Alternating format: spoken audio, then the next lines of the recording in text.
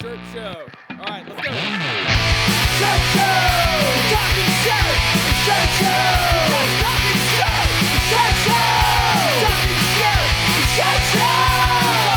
Shirt man! All right! Episode 315 of Shirt Show. We're talking with Cody from Infinite Studios in California. Let's go! Hey guys, if you're new here, my name is Dylan. I am the owner of Upstate Merch and the host of the Shirt Show podcast. My guest today was Cody from Infinite Studios. It was kind of a crazy story on how he went from working for somebody for a fitness brand to deciding he wanted to start his own thing, got really into cut and sew, got into embroidery, got into screen printing, got into all these other things. And the whole story basically was, what are you as an entrepreneur? Like, what does it mean to be a business owner? And a lot of it is just go home, go to bed, wait for tomorrow, like putting out fires every day. What does it mean to grow your business? It's tackling the challenges today and get up and do it again the next day. So it was cool to hear his story and kind of all the things he had to do and pivot and what it is to be a business owner. This show would not be possible without our amazing partners. Frank. It all starts with a screen. Whether it's new frames or restretches, Frank and his team do it the best. If you care about consistency, great registration, and buttery smooth prints, stop buying crappy screens and invest in the best. Learn more at graphicscreenfashion.com, greatfuckingscreens.com, or ffffrank.com. Let's be real, reclaiming screens kind of sucks, but EasyWay makes it suck way less. Their line of eco-friendly chemicals and equipment are built to clean faster, work better, and save you some sanity in the washout booth. They're running a monthly giveaway where you have a chance to win $250 in product credit.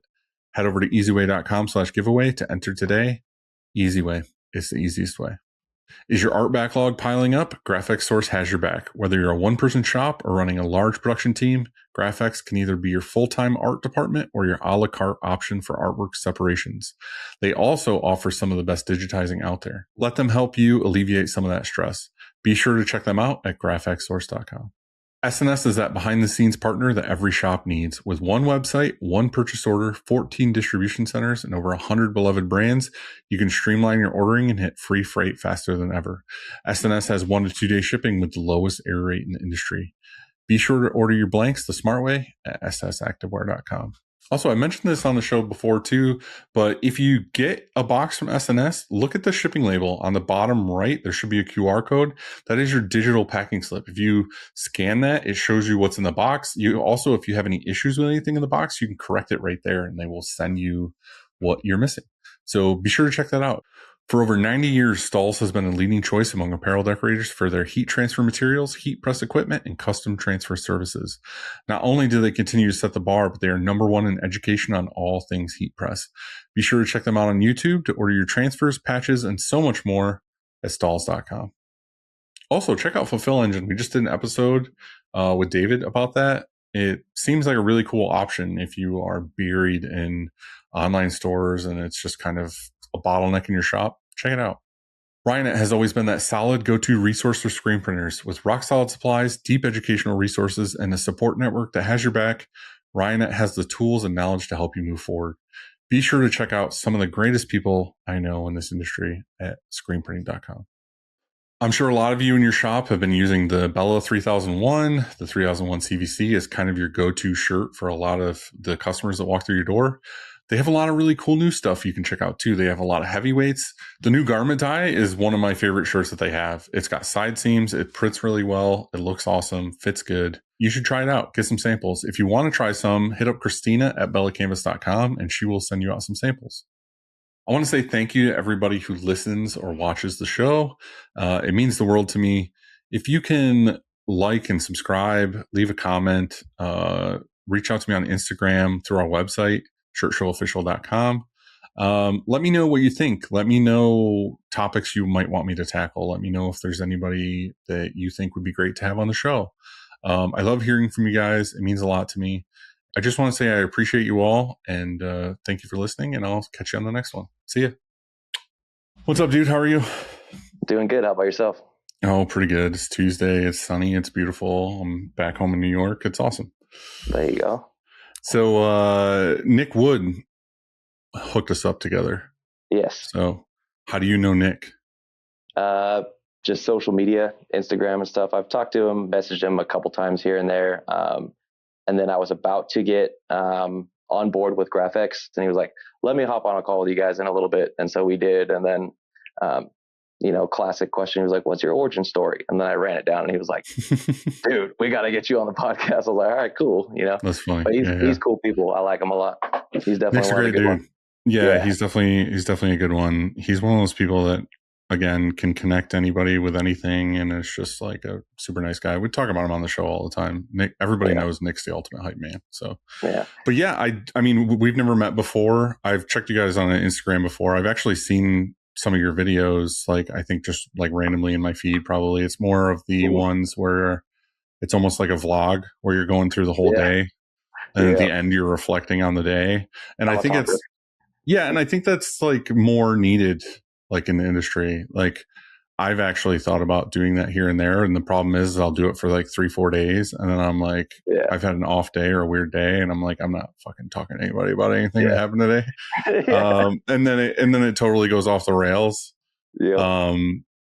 It's funny because Cam from Print Life used to do that, where he make like, this was years ago now. I don't know if you even kind of knew who Cam was, but he used to do that, where it was super ambitious, like YouTube show, where it was basically like a vlog a day or, a couple of weeks or something. And it was like, holy shit, how can you sustain this?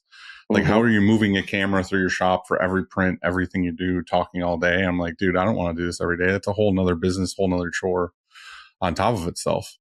But how has that been for you with kind of doing that? Is that something you're just dipping your toes in, or is it something you want to do more? A little of both. So like I've kind of been that way for a long time. Like I feel like I was probably in the top like beginning percentage of being on social media because I've been doing this 8 years now. So like when I started putting my embroidery page on there, I started down in Southern California, and even there where it's like Starbucks, there's one on every other corner, you type in embroidery near me, and that's before everybody was even online, and you could still find one every half a mile. I feel like I was on there very early on, and I've always been okay with being in front of the camera because of what I was doing before. So I feel like I've been doing it for a long time, but always just kind of like on the story side. Like once stories became a thing, I was like, oh, this is all me. Because I'm open. I've always been open like that. So I don't know if Christina told you, but like when I started Upstate was when like MySpace started, or not Upstate, but my first company was when MySpace started. And then that was like my entire like career has been through social media, as far as like how the Upstate gets business and whatever, was mostly social media. Cause I live in a super small town. Like I don't live in California. Oh, I guess super small town. But like here, I can't really rely on local business at all. Like our thing is mostly like national. We ship a bunch of international too. It's whoever's willing to pay the shipping, basically. Isn't international always crazy when you get one of those? You're like, what? We ship it that far. Like we for a while, I don't know why, there was a period where we had people from like Australia that were ordering stuff. We had people from the UK who were ordering stuff, and it's like, dude, like, how is this remotely profitable for you spending, $600 or more in shipping to ship a box? And it's I did 24 hats one time and shipped them to Australia. I'm like, the shipping costs more than the hats. What are you doing? Like, for real? Yeah. And then it's like, hope it makes it. Yeah. You know what I mean? We get people all the time now that still order from like Hawaii and stuff. And it's like, there are print shops there. I mean, I'm happy to take your business. Like I'm happy to do it. I'm just saying that like, it's a little more in shipping and stuff. But whatever, again, like I'll take it. I'll do whatever. But I think that's the beauty of like the social media thing, is that like you can get business from anywhere, but it's also, and this is interesting because this is something I'm going through right now, actually, is like, I'm trying to reflect on my business where I focus so hard on the social media, or the like, oh, I find a cool brand, or I find a cool company on, say it's a pizza place or something. I don't know. Say it's just like viral pizza place on Instagram or something. And I'm like, oh, I would love to work with this company. And then I DM them and we go back and forth, or they ghost me or whatever it is. And I like get bummed out, and I'm like, dude, I'm like I'm like 5-6 states away. Like I'm just some other dude on the internet trying to get their business. Like most of the time when they go somewhere else or they don't choose me or whatever, it's because they're like, well, I got a fucking guy like a block away. Like, why would I use your services? And it's like, well, because we do cool work and we would like to talk to you and we could become your friends, which is true. But it's also like, you have to think for a second. If there's a shop down the road, it might be a little easier for them to do. So my mindset now is trying to be more like, okay, cool. Well, I still want to do that because that's what we've always done. But also maybe I need to dial it back and be more like local and more involved and whatever. And I don't know. It's funny to think about that when you're like, oh, I wonder how I can do this local marketing strategy fucking 20 years into your business where you're like, why have you not done this already? But I mean, that's kind of like what I was gearing up for. So I found this guy on Upwork, and I've used Upwork, Fiverr, both of them. But I typically stay away from the graphic design unless it's like my own. If it's something that I'm designing, cool. But just the back and forth is just not worth it for me. Where it's like, oh, okay, well, now that you change this, oh, now can you change the font? Oh, now that you change the font, now can I see it in a different color? It's like, why didn't you tell me all these things at once? Like, that's the part where like it just gets frustrating. So like for graphic design and flyers and stuff like that, I reached out to this guy and we started designing all these flyers because I was about to go start handing them out. And then, you know, because the local business for me is growing and increasing. And even in the town I'm in is I think it's like, I want to say it's like 10 to 15,000 people. My hometown is 20 minutes away and I still live there and it's probably about 7,000 people now. So it's not small, but it's small still. Yes. And you'd be surprised. I think now, I don't know if it's the same where you're at, but like the entrepreneurial spirit is growing so much for small areas now that we almost specialize in like small to mid-sized. And I think that's kind of the sweet spot that a lot of people don't focus on. Because like I can work for these big companies all the time and that's great. You know, I can reach out to so-and-so and I've worked with different ones that are bigger and what have you. But those small to mid-size, to be able to cater to them and do anything, like we don't have minimums on anything. You're going to pay for it, but I'll screen print one shirt if you want. You don't want to. I'd rather DTF it and I'll do that. I don't want to have to charge you $100 for this one screen printed shirt, but I will. I will. Right. Yeah. But to just say that too, I think a lot of shops just instantly shut people down and like, no, we're not going to do that.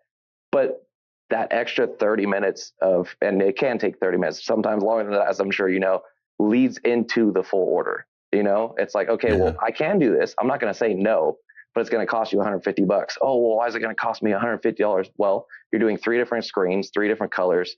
You want 2 different shirts. Each one's got red print, one's got blue print. Like we got to do color change, like, or we can do this. And they're like, oh, well, let's do this. And then we'll screen print later. Okay, there you go. You know, now we're getting somewhere. Now we're going, you know, so a lot of the time just not telling them no leads into something. And I feel like also because the entrepreneurial spirit is growing, a lot of people, I feel like when I first started, I definitely noticed that where a lot of people would say no, because then they're like, okay, you're going to do a dozen hats and then that's the end of it. You're never going to hear from them again. But I can't tell you how many times I've done literally like a mom's son's birthday and I made a custom one-off DTF shirt. And then 2 weeks later, somebody's like, hey, so-and-so recommended me and I've got this, we're farmers this here. Massive corporation. Yeah. It happens way more often now than it used to, for sure. Oh, for sure. Yeah, definitely. Yeah, dude, that whole landscape is like it's so weird. And again, doing this for 20 years, it sounds so dumb to say, but it's like, I'm trying to figure out a way now to be more hands-on with local people or just clients in general. Like I'm trying to find a way to have this sweet spot. Like it's hard when you have thousands of clients and it's like, I want to keep in touch with all of them because I want them to feel that we are, you know, that more of this mom and pop, like we're always looking out for you or we want to have a conversation with you or whatever. But the reality is it's hard to do. Like it's hard to be like, well, here's my group of people. Even if you just did your 80-20, it's still a long list. If you were like, okay, I'm just going to hit up this 20% of the people that make up 80% of my business, how often do you reach out to them? How often do you just give them a phone call? Like, are you annoying as shit? And they're like, stop hitting me with emails, stop spamming me, stop whatever. Or do you just do their order and you sit back and you wait for them to come back? Which also could be a catch-22 too, of like, oh, I'm going to give them space. But then you look on Instagram and you see that they ordered their hats from somewhere else, or they have a new shirt that you're like, well, we didn't print that one. And it's like, well, did I not reach out to them enough? Did I not let them know we're here every 5 minutes? Have you ever had those ones too, where you're like, oh, you know what? They're never going to come back. Like it's been 2 or 3 years. And then as soon as you like just start offloading their information or whatever, like a week later, hey man, how you been? And you're like, dude, what? Dude, like, always, it's like, where did you come from? I haven't heard from you in 3 years, 4 years. And now all of a sudden you come crawling back out of the woodworks. Like, yeah, remember my logo? I'd have to go dig that from my old laptop and my old, I don't even know where that is anymore. I don't even know what I saved it as, you know? For sure. Yeah. And I think kind of circling back to what we were talking about, I think that if our business is on social media and our customers know where we're at, or say it's an Instagram, a Facebook, or a LinkedIn, or whatever it is, if our clients are roughly there, maybe the best way to stay in touch with all of these people and keep common ground on everything is to do more stories or to be more visible there. Because if I can just go through my day or go through what is new at the shop or what we're doing or whatever, I don't necessarily have to hit all those touch points of every customer. They're going to see what I'm doing anyway. So I think that's the benefit of doing it. But again, like, I'm trying to get back into it because I did it like you, like so strongly for so many years. And it was like, oh, that's basically everyone just associated Upstate with me. But then that's the thing is like, I get in my head as a business owner of like, well, I'm supposed to separate the two to a degree because I don't want the business to be me and then I die or something and then there is no business anymore. So my thing was like, okay, I'm going to delegate this. I'm going to move this. I'm going to slowly make it to where like, if you want to work with Upstate, you're working with Upstate. It doesn't necessarily have to be you're working with Dylan at Upstate. Which I feel like is a misstep to a degree. Like you have to find this fine line between the two of like the company is its own thing, but like you're the face of it enough where people want to go there because they feel comfortable working with you. Like, and I think that's where the stories thing comes in is like, if I talked about my day or I talked about what the shop's doing or at least new products, or if I was somewhat consistent with it, then these people would feel connection. And I feel like a good part of that too is having people, if possible, which not everybody's comfortable in front of camera, but even if you just like pan across them really fast, you know, and just like, hey, I just want people to see that yes, it's me that's the business, but that's the person that's really printing your stuff. Like that's where the magic happens over there. They're great at what they do, because the downfall of it too is that, and I'm kind of feeling that right now because I'm just starting to build my team. It's been me mainly 95% of the time for 8 years, believe it or not. So like now that I'm finally starting to build a team and people, I do feel that little bit of like, oh, well, who's printing it? I'm like, well, they're printing it or they're doing the embroidery so-and-so. And they're like, well, what? Like, I want you to do it. I'm like, it's still the same thing. Like if anything, we're maybe they're even better than me, you know, like if they've been doing screen print full time for 8 years and I've been doing screen print, embroidery, laser engraving, stickers and banners, all that for 8 years. Like they're probably even possibly more skilled than me in that. And I have no problem admitting that either, but people don't like hearing that. And I just think as a company, regardless of who's doing it, we need to be more vocal about what we're doing because I show up here every day. Upstate's in my brain every day because I'm here, I'm doing it, I'm whatever. But I can't expect someone 5 states over who ordered shirts last year to be like, oh, what's Upstate up to? Or, what's this, anything. So I think the necessity of being on these things and showing your face all the time is to keep people knowing that you still exist. And they're like, oh, I like that they had this weird video or whatever. Even though they don't need anything, we're still in their brains. So the next time they do need to order something, it's not like, oh, who was that company that we used last year? And they're like, I don't know. Okay, let's just go to Custom Ink and order shirts. It's like, fuck. We just lost a customer because they couldn't remember. Good old Custom Ink. Right. Well, that's what I'm saying. Yeah.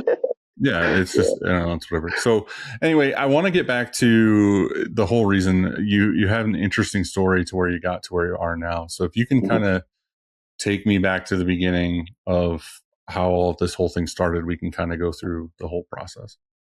Yeah, so I'll try and do it's not going to sound quick and dirty, but the semi quick and dirty version, Mm-hmm. where like so growing up in a small town, like I'm not going to go that far back. So when I was 2 years old, Mm-hmm. but growing up in a small town, like I didn't have the greatest experience as a child. Like it wasn't terrible, but I was just like didn't really fit in anywhere 100%. I didn't really, and it's funny because like I'll bring it back up to my friends now that I moved back to my hometown, and people are like, "What do you mean? Like we were cool?" I was like, "Yeah, we were cool, but when did you invite me places? When did we, like you say that we're cool, and yeah, you weren't an asshole to me. You didn't, you didn't bully me. You didn't do any of that. But when was I ever included? Right. So, and I looked like I was 12 when I was in high school, and I graduated 6'1", 135. So I was like skinny, scrawny, like couldn't talk to people, nothing. So I was like, I got to get out of here. So I moved down to Southern California, purposefully went where I knew nobody was going. So a lot of my friends here, they're like, oh, we're going to go to Chico together and we're going to party and have a good time. We're going to go to Solano Community College because it's close. And then we could just hang out in town and whatever. You wanted But a I was clean like, slate. yep. I was like, I'm getting out of here. I need to get away from all of this. So I went down to Southern California, Long Beach State. And then I went in as criminal justice, and then switched it after one semester to kinesiology because I just had a bad experience with a professor. And I was getting into working out and changing my body and stuff like that at the time. So I didn't look like a stick. And then because of that, I was working in a gym. So while I was working in the gym for my hours for college, was like the beginning of this ambassador thing, on Instagram. This is 2015. So one of my buddies from the dorms was actually rocking this company Built, BUILT, not the BYLT one, which there's a funny part to that too, but BUILT. That's why they had to spell it the other way. We were actually at the same time. Mm-hmm. And I saw my buddy rocking it. I asked him how he got involved. He was like, oh, the owner's around here somewhere. Like, you should reach out. I reached out. They never responded. But I kept seeing somebody else walking into the gym that I was working at wearing it. I was like, hey, where'd you get that brand? Like, I've actually been wanting to talk to the owner. He's like, actually, it's my brand. I was like, cool. I was like, so how do I get involved? And I'm persistent. Like, I'm not annoyingly persistent, but I won't let you forget about me. Like, if I'm going to put my time and effort into something, I'm going to do it, like it's going to happen. Like, you don't get to say no to me. Like, if I want it, you're not going to say no for a long time. So I was like, let me be a part of the brand. Let me be a part. He's like, okay. I'll let you know. Then finally he was like, post every day for 2 months on your fitness profile. And this is like beginning of fitness profiles and all that. And then we'll talk. I was like, cool. Started that day, posted every day for 2 months, followed up with him. He's like, okay. And then finally he's like, let's meet up and I have a project for you. I was like, all right, cool. So the project was to bring on ambassadors. And this is 2015. I think at the time we probably had like 20 to 30, and it was just him. He started it with another guy, and then they fell off, not like in bad terms or anything, just separated ways, whatever. And so it was him and me. And he started it February 2015, and it's now August 2015. And so in this whole thing, like he has nothing to do with printing or anything. He's just starting a brand, and you're just trying to get involved because you were at the gym and you thought it was cool and you wanted to get involved. It had nothing to do with screen printing or embroidery or nothing with apparel. It just was a fitness route, and like, oh, this looks cool. I want to be part of a brand. It was more the fitness route than anything for me. Right. And then I get on board and we blow this thing up. Like, we are right there with Gymshark and Live Fit and Alpha Elite and all those guys. Like, we're right below them if they started before us. We're trading athletes and doing all this. Like, we had some leave Alpha Elite and then come to us and Dark Sport and then go over to Dark Sport and back and forth and different stuff like that. Like, we were all kind of trading and growing all at the same time. And but we were doing cut and sew apparel. So we were doing it in LA. So we would go walk the streets of LA, find the fabric that we want to use, take it somewhere else, cut it, take it somewhere else, sew it, put it all together. And we were making our clothes right there in LA, start to finish. And it was so much fun. Like, I loved that, like the hustle of it. And like, we're going in the streets and finding this stuff. Like, we're not looking online for anything. It's a lot more unique if it's something that you found. So, but from the very beginning, we weren't finding patterns online. We were going to pattern makers and designing it and pinning and doing all this. So fabric to finished piece, we were doing everything, but outsourcing it. And this company got huge. By the time I left in 2018, we did $1 million in sales that year. I'm pretty sure by the time it was done. And we had, I don't even know, we probably had still probably like 100 ambassadors. We started bringing it back down because we didn't want to look watered out. We had big name athletes and all that. We were traveling the country. We were sponsoring events. There's a video of me and a picture of me putting a jacket on Lou Ferrigno. We sponsored one of his events, and we did our own tracksuits in Holt Green with the Built logo on it. And it was called the Ferrigno Legacy, the fitness event. Mm-hmm. And so there's a image of me putting the jacket on Lou Ferrigno. And stuff like that. It was fun. We were on a French TV show that was filmed in Prince's house, like random stuff. It was cool. And I finally was like, all right, I know what I did for this company. I want a percent. I asked him for a percent. He pretty much told me no. He said, I'll give you 5% every 50 million in sales. I was like, 50 million. I was like, so I'll get a 5%, and like 5 years from now, I'm good, you know? And he was like, well, let's communicate. That's a weird way to go about it and be like, yeah. Oh, well, we're at $1 million. How about 49 more million to go? Yeah. I'll give you. Yeah. Right. Like, what the fuck are you talking about, bro? Exactly. Like, yeah. Okay. So basically he said, get out of my office. Well, no, he wanted me around.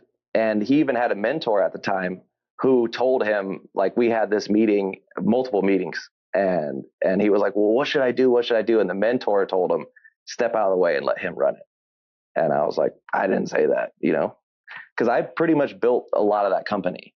So I did the warehousing, I did the SKU management system. I buckled down our inventory like crazy, like cut and sew. Figuring out inventory for cut and sew is 1,000,000 times harder than figuring out buy and print inventory. You can't just buy it. Like, you got to buy the fabric.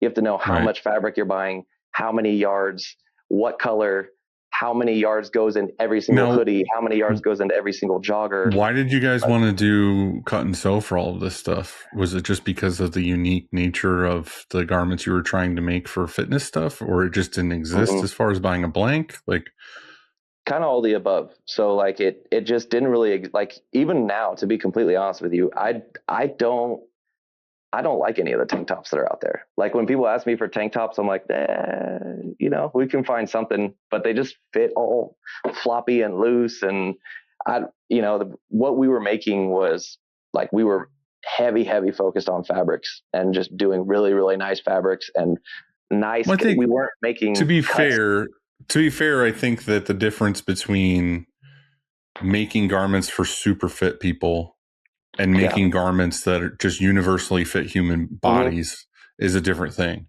Like, I wouldn't be able to buy a fitness tank top from Built because I am fucking built. Like, I am a fucking brick shit house.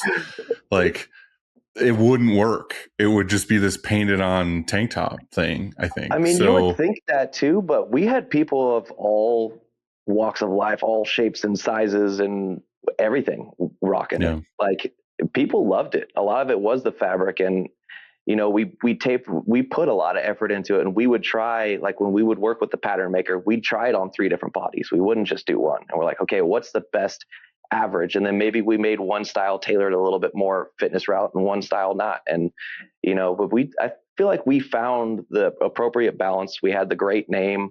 We had, you know, it was fun. We were traveling, doing the expos, and yeah, it was a good time, just not proper ownership. So then when did you get to the point where you're like, I don't want to do this anymore? When I couldn't live. Like, I had to go in there literally crying in the office. And I was like, dude, I cannot afford to survive. Like, I can't even pay for an apartment. And he's like, bro, get to 50 mil and you'll get some extra. Yeah. And you'll get 5%. And he had just bought a GTR. Like, he got a GTR, already had a Mercedes, and our athletes weren't getting paid on time and stuff like that. That's why the company doesn't exist anymore. And that's like entrepreneur 101 is like, you can't have it. I've seen it a bunch of times where it's like people own this like little shop and then they have like a Lambo sitting out front or something. It's like, dude, like, how do you not understand that everybody around you sees that? You can't go in with the sad card of like, I can't afford to give you a raise, or we can't pay this bill or whatever when you're pulling up in that. Like, obviously our money is going to your boat or to your car or to your second lake house or whatever it is. Like, oh yeah, make sure everything else is done and taken care of, and then you get the extra. Like if everybody else has a good paying job, the lights are on, everything's updated, whatever, then buy something extra for yourself if you really want to. Yeah. But not before. No. And especially, and I'm not that type of dude that thinks that I'm better than anybody else, or I won't do a certain job because I have a certain position. Like I managed a bar recently too, just on the side, which that's kind of part of the story too. And I was general manager at the bar, and they'd call on the thing like, oh, somebody threw up in there. I'm like, I'll be right there. And I go clean it. Like, it doesn't matter. Like, I'm not that person, but to not take care of literally your right hand that helped you build this whole thing from you and him to now a team of 8 people and ambassadors and travel in the country, and you're going to get a GTR and I can't pay rent. Like, yeah, that's a little tough. So then what's the next step for you? So then I knew nothing about it, but I was like, man, I don't want to leave apparel. Like I went from my focus being fitness. I actually quit college with 1 semester left, which my parents loved that. Why? Why don't you just finish it out at that point? Don't help them out with this conversation. Dude, well, you know what's funny? They're going to see this video and they're going to be like, see, we told you. Well, you know what's funny is like my best friend, Chris, who is literally, his office is on the other side of this wall. Yeah. When I was starting my button company, he was in college because I had dropped out like 2 semesters into college because it was like, I went for graphic design and I walked in and they were like, well, what's the majority of this class want to learn about? Everybody in my class was like, I want to draw anime shit. And I was like, I'm out of here. See ya. I took all my financial aid money, all my book money, everything. I bought band equipment and I just never went back. I was like, screw this. Worked at a movie theater. I was like, I'm out of here. And, he's super, super smart. He's one of those kids that like when he got home from school, he just does his homework. Like, when you get home from fucking high school or something and you like sit down, the first thing you want to do is get a snack, go outside, do something else. He's like, I'm going to sit down and do my homework. Yeah. I was like, yeah, that's all right. You're one of those. So basically, in a great way, super smart dude, like one of the smartest people I know, like hardest working people when it comes to that stuff. Is he listening right now? Is he right there with like? Yeah, he's got a knife. He's like, to me, say something nice. No, I just mean that like, we would talk, and I had the button company, and I would send my buttons to him to press, and he did school and buttons and all these other things, and it got to a point too where he was doing his master's, and because he was doing film and television and radio or whatever it was, got his master's in communications. And he called me at one point when I was in Georgia because I had moved down there to do merch and whatever. And he was like, I don't know if I should finish school, like, whatever. And I think same thing, had like maybe 2 years left or whatever to finish his master's. And I was like, you really should finish it. Like I really talked him into it. Mm-hmm. And he's been working for me ever since. like, did you give him a raise because he got his master's? No, but I'm just saying, like, then I didn't even have upstate yet. I was in another state. I was working for somebody else, and I pushed him to finish school because I knew he was smart as shit. I knew that he should do it. He should move forward with it or whatever. Mm-hmm. And basically when he graduated, I kind of moved back to upstate. And then when I started my company, I hired him to help me, and he's been here ever since. So that's awesome. It's just what I'm saying is like I talked him into finishing school and paying X more dollars or whatever to finish school and then do nothing with it. That never went to anything. But to his credit, like the whole film and video and all this other stuff, he's been doing that stuff like ever since. Like he actually made a short film that like won a ton of awards, like went to all these film festivals, like all these other things. Like it's kind of an awesome deal that he got to do all that stuff. But yeah, so anyway, to that credit, that's where I would have said at least finish it, because I think even me, like I regret now, like I would have never done anything with it, but it kind of would have been cool to like finish college and say that I went for graphic design and I got my degree and I did the whole thing. Like I wish I did better in high school. Like, I wish I would have actually like paid attention to all this other stuff. Not that I didn't have a blast skipping school and going to shows in Rochester and Buffalo and all these other things that I was doing instead of school. Yeah. But I kind of wish I just had done it, you know, See, I like, think that's why I didn't have friends too. I was the goody two shoes kid. So I yeah, was I like, was just, not. you know, because I lived out in the country too. So there was nothing to do. Like I would just do homework and do all that stuff. And yeah, nobody liked my projects because I didn't have anything else to do. So I would go ham on projects, and I'd come in with like stuff popping out, and everybody's like, dude, what the heck? Now we got to compare to that. I'm like, I'm sorry. Like, should have invited me to your party and maybe I wouldn't have done it. You know what I mean? Yeah.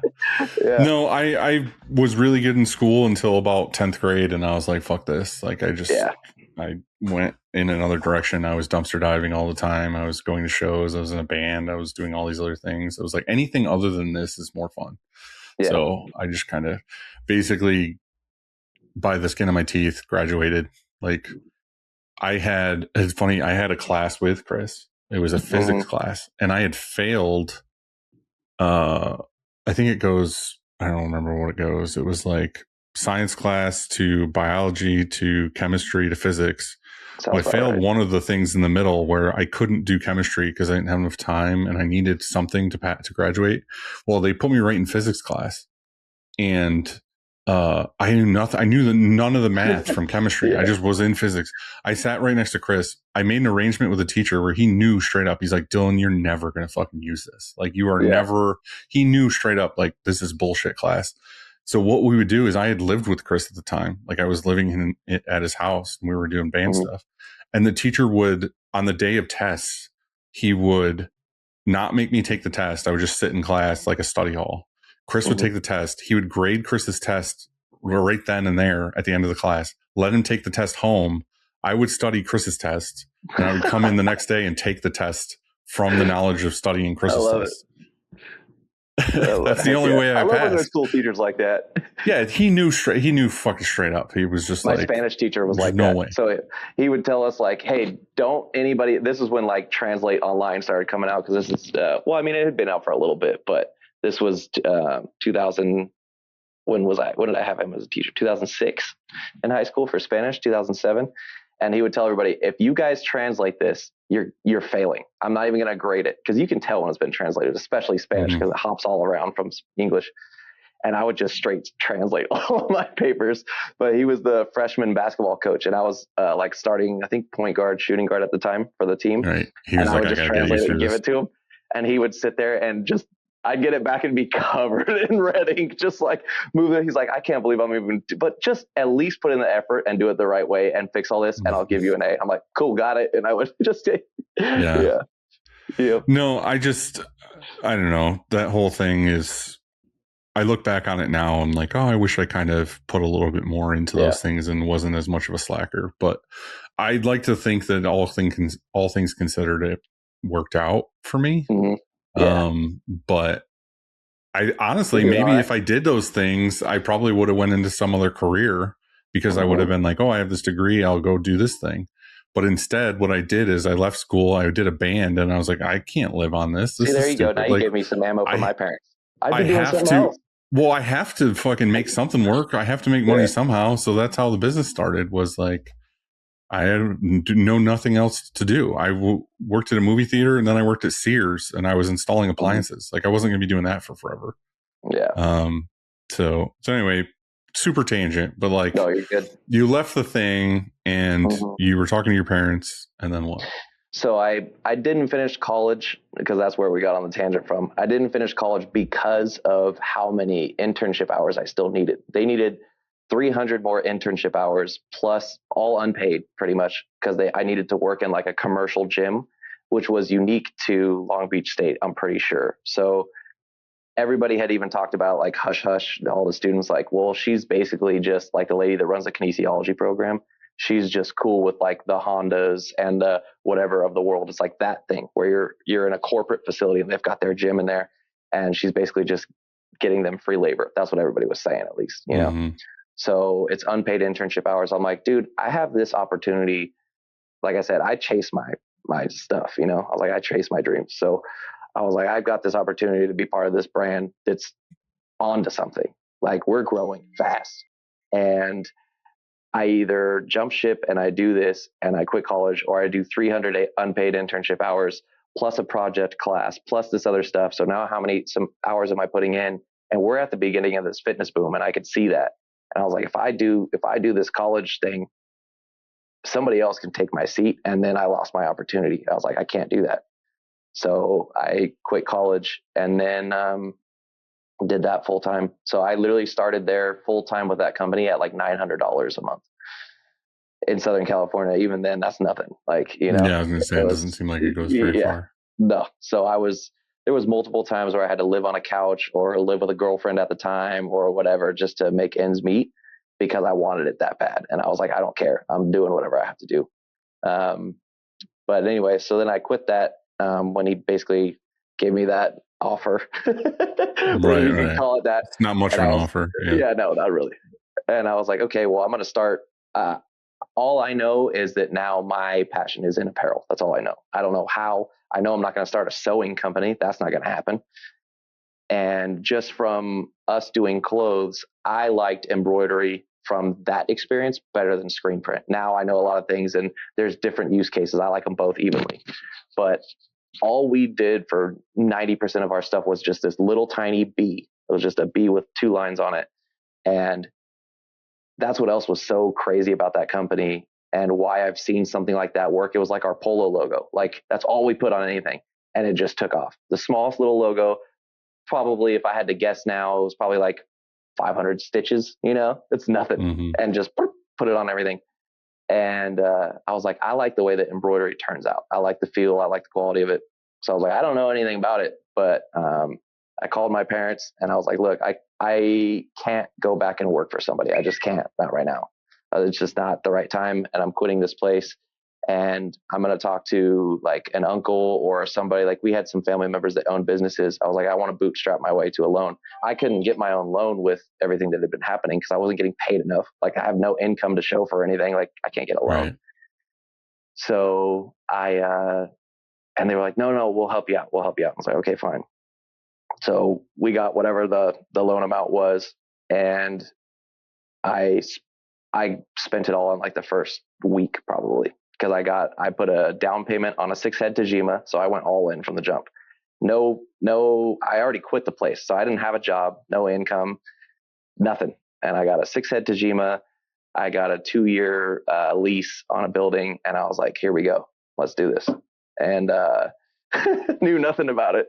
Went right in with buying a machine and getting a lease on a place with no knowledge. Yeah. Mm-hmm. Balls deep right off the bat. Oh yeah. And the guy that moved in, so we shared a space, was the mentor that said, like, let him run it. So that goes to show you what he thought of me as well. The concept of that was we're going to split this warehouse. And once one of us is ready, we'll take over the warehouse. The other person will move out and do their other thing. He already had other business as well, but he was wanting to start like a clothing brand or something. And I was like, okay, cool. And then the funny thing about this story so far that I'm sure you know now looking back on it is like almost everything you've done so far has involved somebody else. Mm-hmm. Like even though you're doing the majority of the work and you're doing what it is, especially with the Built brand and then whatever, is it's like someone else always has their hand in the cookie jar as well. And I have a problem that I look at things and go, I want to help. But also too, I've had this too where I overtrust people. Like I start the opposite. Like there's some people that start every relationship or every interaction with people with full trust. Like that's generally me. Of like someone walks up, I meet them, like I trust them fully until they give me a reason not to, rather than I don't trust this person at all. They have to earn it situation. Do you think any of that is because of small town? I feel like that's a small town thing. I think it's probably small town and also maybe circumstances with how you grow up where you want, I don't know, maybe that's a weird therapy exercise probably. I don't know. We're going somewhere else.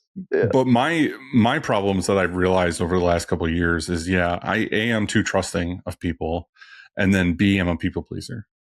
So I've been fighting that and like trying to figure out my way to navigate that whole fucking situation.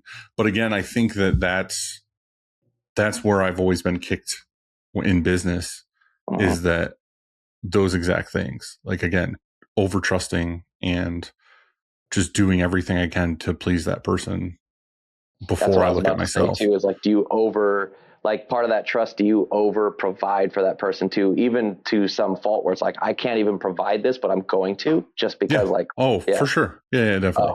Yeah, I've done that way too many times. So anyway, continuing your story, I'm just saying that I'm noticing these little breadcrumbs Yeah. of like Oh, shit's gonna hit the it'll show fan. up a couple more times. Okay, cool. Yeah. All right. But yeah, so he ended up, so I started my business October 2018. And that's when I quit right before Black Friday, kind of on purpose, because I wasn't going to go through another Black Friday with that company with how intense it is. And this is when Black Friday was actually Black Friday weekend, not like Black Cyber Friday Monday and then quarter a of whole the month. year. Yeah, for sure.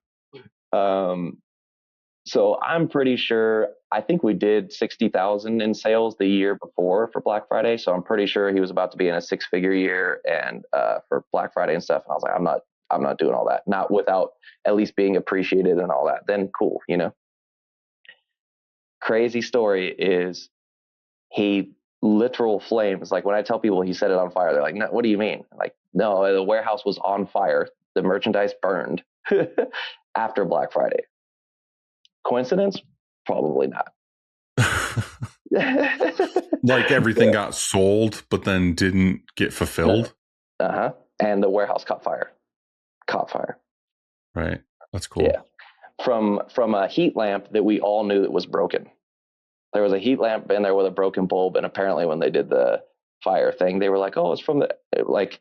It's like, why would he even turn it on? It's been broken. Like, why would you know?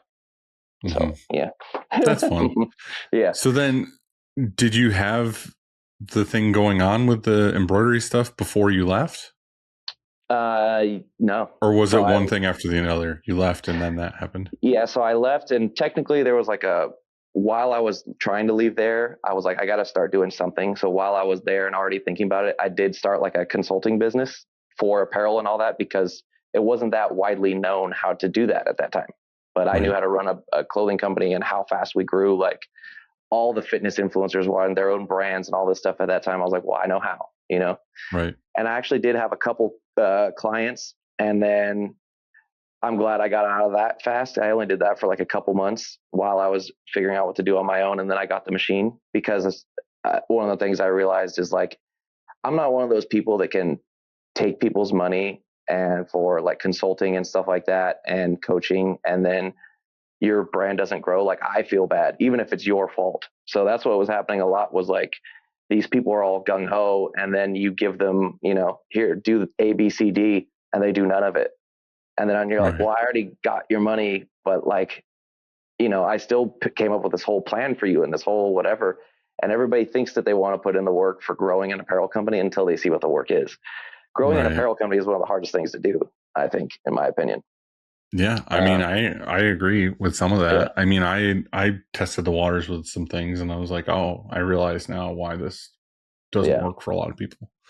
I think it's because people think that it's going to make you money. You're not going to make any money for a while doing apparel. I think a lot of people too, like even myself included, was like, okay, I'm gonna make cool designs. I'm gonna put them on the best shirts I can. I'm gonna do this, and then I build a website, and it's one of those like, all right, people will just start ordering stuff. And it's like, no, that's not it at all. Like that's a lot of work. Because you think it's cool doesn't mean everybody else thinks it's cool, and then also like that doesn't mean they're gonna buy anything either. Like you need to be out there and like pushing it all the time, like all these other things. And I was like, I don't have the time or the effort available for this. So that's cool. That was just a waste.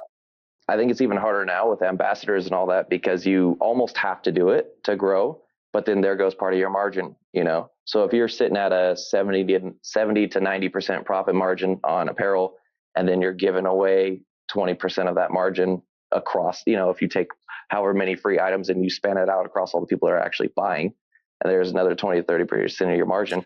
There's so much. Like, there's so much stuff with that. I know, probably shouldn't be saying this or whatever, but it's like there's so many things with brands. Again, like you could make a cool product, you could whatever, but you're just a tiny fish in a giant ocean worth of stuff everywhere. Everybody and their brother has a brand, whatever. And then you go online and you see something like Kanye West selling a white T-shirt for like $1,000, and you're like, people are buying this. Yeah. Like, how are they not buying the like cool shirt And we that all I know what made it was with printed all this on stuff? too. Yeah, and it's just like, I'm just saying, it's like it's stuff like that that makes you like lose faith in like humanity of like, Yeah. why are you Yeah. doing this? Like, this is Yeah. so stupid. But anyway, so to keep on track a little bit, like Yeah. you get the embroidery stuff, you're in a warehouse that you're sharing with somebody else. What happens? Are you doing embroidery for, like, are you trying to start a legit embroidery business where you're doing Yes. work for customers? Is this where your Yes. journey starts as far as like making Yeah. apparel? And then because of the fitness industry, I knew a lot of people, like I knew gyms and supplement companies and whatever. Cause like I said, we were a big company. So we knew a lot of people. Like we were one of the brands that people were trying to get to, like as a athlete and stuff. So I started with like a bunch of local nutrition shops and gyms and stuff like that. And even some of built stuff. Like once I left, I was still embroidering some of their stuff. Was funny. And then it kind of just took off from there. But yeah, it was a bumpy road all along the way, but that was the beginning of it. And then, 2019, my grandma passed like a couple months after I started the business, which was really, really hard for me because we're a classic farmhouse. So it was like my family in the front house and then my grandparents in the back house. So I grew up with them. Like it's my Right. mom, They were the whole time. it's my grandma, but it's my mom too. Like, and I spent just as much time with them as my parents. And so to lose her was tough. And she was like the business person in our family. So even when I started my own business, she already had Alzheimer's and stuff like that. So she wasn't like my consulting company, I called it the virtual COO. And I remember when I first showed her, she was like, virtual coup. Nice. What is this? And I was like, no, grandma, it's not virtual coup. But she couldn't even, my logo was me. Like I had long hair, like long down to my chest at the time. So my logo was like me with my hair in a bun and she couldn't even recognize the logo. And it was tough because she was one of the people where I wanted to be like, Nana, look at this, and I just, so losing her was really tough. And then, in the process of this too, we had to pay like 4 months up front to get that space because we weren't an established business yet. So the guy that I was sharing with was supposed to be paying rent. I was giving him money and he was supposed to be paying the rent and doing all that. And literally as my grandma passed, and I want to say it was almost around the same time, like I was supposed to go home to see her. I was trying to make it home before she passed. We knew she was going to, and she passed on the way home. So I barely missed it and that sucked. But I got a message from the management company for the warehouse. They're like, hey, we're going to have to give you a 3-day or quit notice because we haven't received your rent. And I was like, what are you talking about? And they're like, yeah, you haven't paid us any rent. I was like, yes, we have. They're like, no. I was like, Tim was going to do it. And they were like, he hasn't paid anything. And I was like, dude, that's crazy. And then at the same time too, one of my buddies, because I was in a fraternity in college, one of my buddies from fraternity, we met up one day and he was like, I need to get a job. I was like, okay, I'll hire you on as sales, help me grow the company. And me and the guy splitting the space, we're going to split his pay. So I had been paying him. My girl at the time was in school, double major. She didn't have a job. And we were taking her financial aid and paying my employee, but our employee with the guy in the space. And when all this broke down, I was like, dude, what's going on? Like, you're not paying for the employee. You haven't paid the rent. Like, I don't know what's going on. And he was like, well, we never agreed on what to pay the employee. I was like, I don't care if we agree to pay him a dime. You haven't given him a nickel. Like, I've been paying him this whole time and he's been working for you more than he has for me. Like, you guys are off gallivanting in LA and he's not even in the shop and I'm paying him and you haven't given him anything. So now I'm out all this money to him and no time with the employee and he wasn't paying rent and it was a mess for the first like 6 to 8 months. And then he basically just goes, okay, this isn't working. Like, I got to move out. And I was like, wait, what is going on here? This is crazy. And that's 2019 and then COVID, so I don't even have my feet under me. And then COVID hits. I think fucking lesson one with that whole thing is stop working with other people, for the love of God, dude. I know. I'm gonna have to just do it on my own for now on. I hope you are right now. Yeah. I hope I'm not crushing your dream that you haven't realized. Stop working with people. I know. I'm definitely trusting for sure. I mean, I've been down that road too. Like, again, I think it's just one of those things like you don't know until it hits you in the face. I mean, of, even like, then with your best friend, like you got lucky, and I'm sure you know that too. Like not everybody can work with their best friend, and not because you butt heads. It just doesn't pan out. Maybe they're not passionate in it, or maybe they're different when business comes around. Like that's not normal, you know? Yeah, I think I got lucky because it's not just him. Like I have my 4 best friends I've had since high school. We're all in the band together. We're all still working here. That's so cool.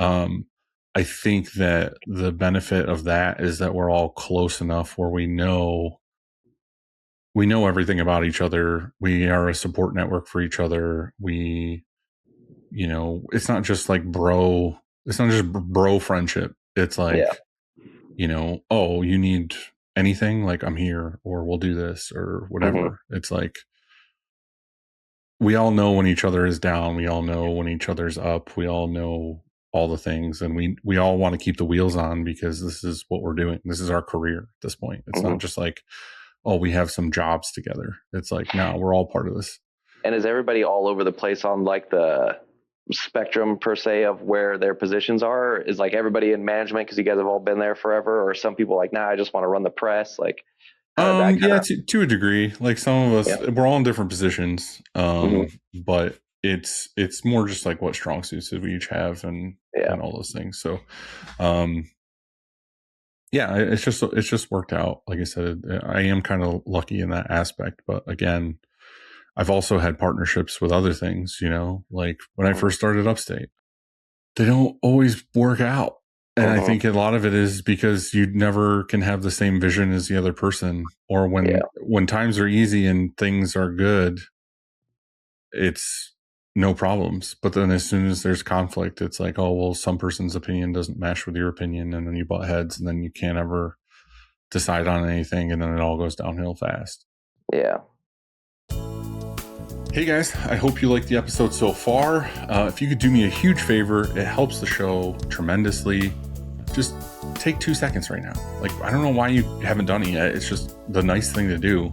Hit like, subscribe, leave a comment. Let me know what you think of the episode so far. It would mean the world to me. I appreciate it. If you leave the word shirt at the end of your comment, I might send you out some stuff. I'm going to pick somebody from the comments, and I'm going to send out a swag bag of Shirt Show stuff. So if you could do that for me, it would be great. I'd appreciate it. Enjoy the rest of the episode. See you later. So anyway, you're doing stuff with this guy. He leaves. What happens next? So then COVID basically hits. I'm actually doing pretty decent at that point. I've got some customer base, especially because at that time my square footage was like 900 square feet. Like that's nothing for rent compared to what it is now. And, so I was paying like $1,200 a month for rent, and I was like, that's nothing. And my machine payment. And, so I'm doing pretty good. And then COVID hits, and, I don't even think that they'll know this. I don't think they know who I am, but I was in talks with EDC Las Vegas to do all of their merch for COVID, before COVID. But I was like the 4th person down. Like I was working with a marketing company who was working with somebody else, who was working with somebody else. Like I was that far down. So they don't know who I am. Right. But we didn't get to the numbers or anything, but we were starting to figure out numbers of like, how many of these are we going to order? How many of this are we going to order? And at that time I wasn't screen printing in my own shop. I was outsourcing it to, the shop where I basically learned how to screen print from, which I kind of missed that part, but I met him at, McLogan's in, Anaheim, Santa Ana, whatever it is down there. And I'm literally there buying a squeegee because I just bought a Cricut thinking it's going to change my life. And I'm buying this squeegee, and this guy behind me sees me. He's like, I'll buy that for you. I was like, okay, cool. Little do you know, I didn't even barely had enough money to buy that squeegee, but I thought I was going to make hundreds of dollars off this squeegee. Right. And he was like, oh, I got a print shop down the way. And I was like, I would love to check it out. Like, this is the first time where I've been in like a print shop, but like knowing what I'm looking at, And I was like, I'd love to check it out. He's like, oh, okay. And then he kind of checks the order out for me. And I was like, so what's the address? He was like, oh, you want to come right now? I was like, right now. Yeah. And he was like, okay. He sent me the address. I pulled up after him, and he was like, you actually showed up. I was like, yeah, I told you I was going to. He's like, but nobody ever does. I'm like, I'm not everybody, And so from that day forward, I started learning in there, probably anywhere from 3 to 5 days a week. And I would get there between 6 and 8, and I would leave between probably like 12 and 3. So like a full shift. And then I would go back to my shop, and I just volunteered my time for free. So I just learned every day, and I was like, I want to learn this industry. And so I volunteered my time. You were getting paid in experience. Yeah, for sure. But like, I was like, I'm just going to be in there, and I learned, and then I'd go to my shop and do embroidery at night. And that's how I learned. But I was able to outsource some jobs through them too, and get them cheaper because I was there. And, so I was doing good. I was working with a company inside of Russell Westbrook's warehouse. So he had Honor the Gift is right there in Huntington Beach too, which is where I had my shop. And they were right down the street, and I was working with another company that was inside of it and doing jobs for them. I had just gotten them like a month before I lost my shop. There was one of the big fitness brands that I was working with just moved right across the street from me, and I was working with them now. And so I was doing really good. And I told the warehouse company, I'll give you 6 months of rent up front. Just let me stay in here. And they're like, no. And because of with COVID, I think they were getting a better kickback from the government to not have for their loss of income for having their space not being occupied. That whole situation was fucked. Like, I mean, I've talked about it a bunch of times, but like, it was so backwards. It was like so much money was out there for people to not do anything that it was so much more enticing for people than to be like we had employees at the time who were just like, can I just work 3 days a week so I can collect that $600 or whatever extra a week? Or, like you said, like not being able to be open because it was more beneficial for them to have nobody in there so they could get the extra money. It's like, it's so weird. It was funky. I didn't like it, obviously. And it was weird too. Like if you didn't actually see LA, like LA was trippy. It looked like there was an apocalypse, like post-apocalypse, because there was not one car on the street, like literally not one in the middle of the day. Like you would drive through there and you're like, where is everybody? It was creepy, really creepy. It's such a weird time. Yeah, super weird. And then, so this is in the middle of 2020. I guess there was a couple of little mini things in the middle of that. One of them was I was trying to sell stuff to stay alive, keep my shop open. So I had actually started amassing a bunch of sewing machines. I had probably like 7 of them. They were industrial sewing machines because people were selling them off. They were trying to survive, the sewing companies. And so I was amassing all these because I was going to start a sewing line in there because I wanted to get back into cut and sew. And I'm selling I had actual industrial fabric cutting tables, like the whole thing with the rail and all that to cut fabric. And there was a guy that's prominent in the industry that saw me selling it and was like, I want to buy those tables. I was like, okay, cool. And then we started talking, and he was like, by any chance, would you want an automatic? And I was like, yes, and it was an old oval, what was it? Precision. Yeah. From Vegas. It was in Vegas. And I told him, I was like, look, dude, fucking death machine. Yeah. I was like, I don't have the money to come get this thing. I literally don't. I think I even sent him a screenshot of my bank account. I was like, I have like $120 right now. I'm trying to keep my business alive. And he was like, he's like, it only works for one color prints, but don't worry. Like I've got people lined up that are waiting to get masks done. Like everybody wants these masks. And I was like, okay, cool. Like I'll do it, So I freaking rent a flatbed Enterprise truck, drive all the way to Vegas, load it on, drive all the way back, and it's in my shop and it's just filthy. And so we're cleaning the crap out of it, doing all this, and we're waiting. And he never sends a job over. And my That's girl hilarious. at the time, yeah. So I got shafted by this dude. And my girl at the time it's so funny because I know what that guy was thinking or feeling, because the same exact thing happened to me. That happened to you. Like I was looking on the internet for an auto or whatever, and in Syracuse, this precision oval popped up, and it was I don't even remember what I paid for it. It wasn't a lot, but say it was like $5,000 or so. I don't remember. Again, whatever. Yeah. I was naive though. I didn't know. I was like, oh, cool, an auto, and like we'll be able to do whatever on this. it was such a fucking hassle to get the thing because it weighs 1,000,000 pounds. It's like this giant steel brick, basically. Everything about it was heavy and industrial and just whatever. And it was super long. Again, it's this oval thing. So we went all the way there. I think we picked it up with a wrecker. So we got it on a wrecker, drove it all the way back. It wouldn't fit in the building. We had to get like a truck with a crane arm on it to like get it in. And we had cut part of the building, got it in here, got 3-phase power hooked up to the building, which is a whole nother process. Got everything hooked up and found out the thing was a giant piece of shit. It was a death machine. It wasn't worth anything. I don't think we ever printed a single job on it, to be honest. Like, we couldn't. It looked like shit. It printed terribly. Like, it just didn't work. And this was... How many of those have you experienced, if you don't mind me asking? There's no way you only had one bad purchase. Oh, no, for sure. No, we've had many other bad purchases, which I learned, I don't know, maybe 10, 12 years ago now. Like, I won't buy used equipment unless it's like I knew where it came from. I knew everything about it. Like, I'd rather buy brand new and have me be the only person that's fucked with it. So that was my lesson from all those things is like, dude, don't buy used crap like that anymore. So anyway, the funny thing is this guy is telling you like, dude, yeah, I'll give you this press and come get it. I got all this work for you. His entire motive was for you to pick it up and get it out of his building because he didn't want to. 100,000%. His motive was, you know what we fucking did with ours? We couldn't sell ours. We couldn't get it out of here. I didn't want to have to go through the whole thing of getting a wrecker and a crane. I bought an industrial sawzall basically with metal blades.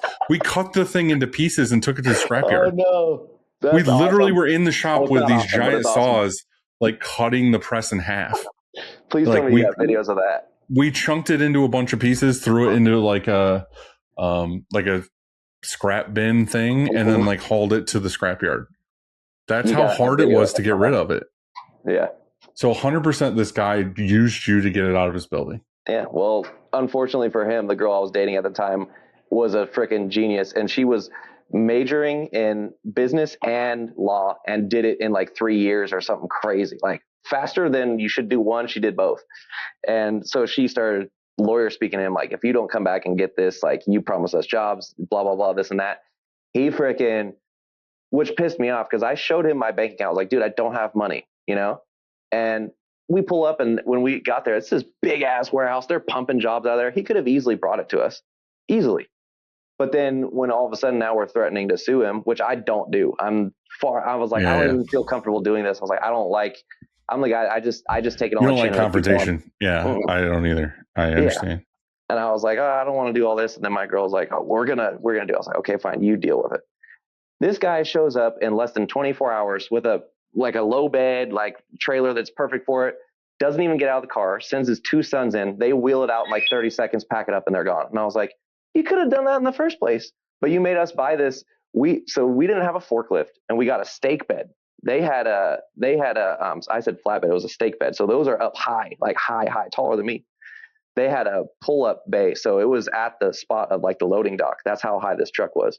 So they rolled it in on the loading dock. But when we got it back, we didn't have one of those. Mm-hmm. So we just had the lift gate on the back.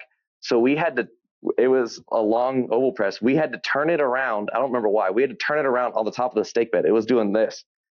And we had it on a pallet jack, and it was going like this. And we were like, oh my God, oh my God, this is going to fall. And we got it down off the wild shit that we do when we don't know what we're doing. Yeah. Like, for real. I mean, that's the reality of all of this is we just don't know. We're just, we think in our head, this is a good idea. This is going to work. I can make anything work. And that's how we find out it doesn't work is because, but again, like I can sigh and like complain about these kinds of things, but it's also how I learn. That's how I know not to do that ever again.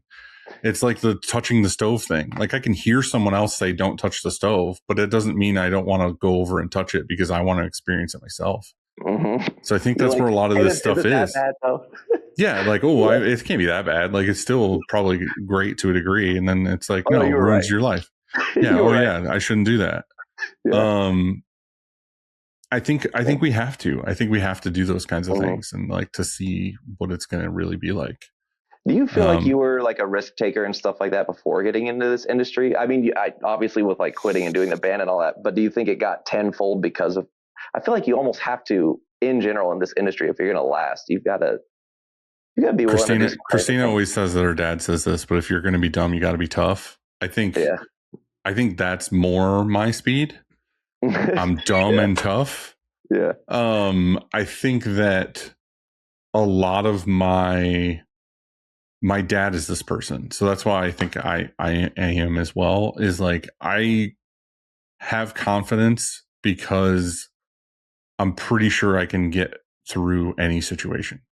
Like if I was dropped on a desert island, I feel like Mm-hmm. most of me would be like, I can figure this out and I'll be fine. Mm-hmm. You know, there's always going to be that part of you that's anxious or doesn't know what's going to happen. But like most often than not with any task, I'm like, I can figure this out. Or if I don't, it's going to be caulk and duct tape. Like I will make it work one way or another. Mm-hmm. I will use redneck engineering and like figure this situation out. So I think that's always been my way in life with anything is like, even again, like being a teenage kid and being like, I'm going to drive 3 hours to a show in Buffalo. Like there's no planning. There's no, I have enough money. There's no whatever. I'm just like, I'll figure it out. Like I'll get in the car and I'll drive there and like, hopefully it works. If it doesn't, I'll pull over on the side of the road. I'll walk 85 miles home. Like it's just, I can do it. It's going to suck, but I'll still do it. And I think that's what it's always been with business is just like, I want to do this. I like art. I like working with bands. I like doing this thing. Like I'm just going to figure it out as I go. And that's what I did. I've been figuring it out as I go for 20 years now. Like I'm still, I don't ever want to tell anybody in any fashion that like I have everything figured out because I don't. Nobody does. Yeah. Anybody who says they do, they're full of fucking shit. Mm-hmm. It's just wake up every day and deal with every challenge you can. That's all being an entrepreneur is being okay with figuring out horrible fires every single day. And It's a gift and a curse because you're willing to walk through any fire, even knowing that what you're not going to get into. But at the same time, it's like it's your fire, but also it's like, dude, you know that you don't know what you're going to get into, and you're like, I don't know what's going to happen, but here we go. And like, but the glorious part of that is that it's yours to fuck up, and it's yours to do stuff with. Like we can sit here and complain all over about this or the economy or this thing or whatever, and it's like, yeah, but I can do literally anything I want to do. I can make any decision I want to make. I can order anything I want today. I can leave for half of today and go do stuff with my kids or whatever it is I want to do. Like I have to live with the consequences of those actions. But again, I don't have some boss over me being like, no, you can't do this, you can't do that. Like I can work the way I want to work today, but the consequence of that is that when I get home tonight after I eat dinner, I'm going to have my laptop on my lap for 4 hours doing the other stuff that I didn't get done today. I was just about to ask you about that. You think because you've been doing it, like what was the first year you really started? You're like, this is a business, and you like really started doing it. Well, I had a business before, and then I went right into the next one, and I was 17 years old.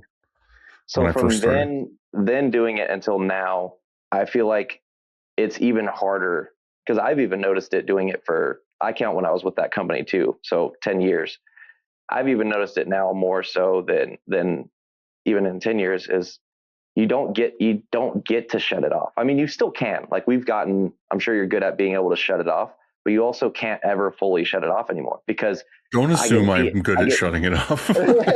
I'm not. Like I'm not at all. 1 a.m. you're responding to a DM from a customer, and it's like, why are you responding to them at 1 a.m.? Well, if I don't, they're going to go somewhere else. Or I think the reality is at some point you have to just realize you can't shut it off, and you have to just learn how to kind of make it work with what you're doing. Like for example, one of the things I love doing is walking.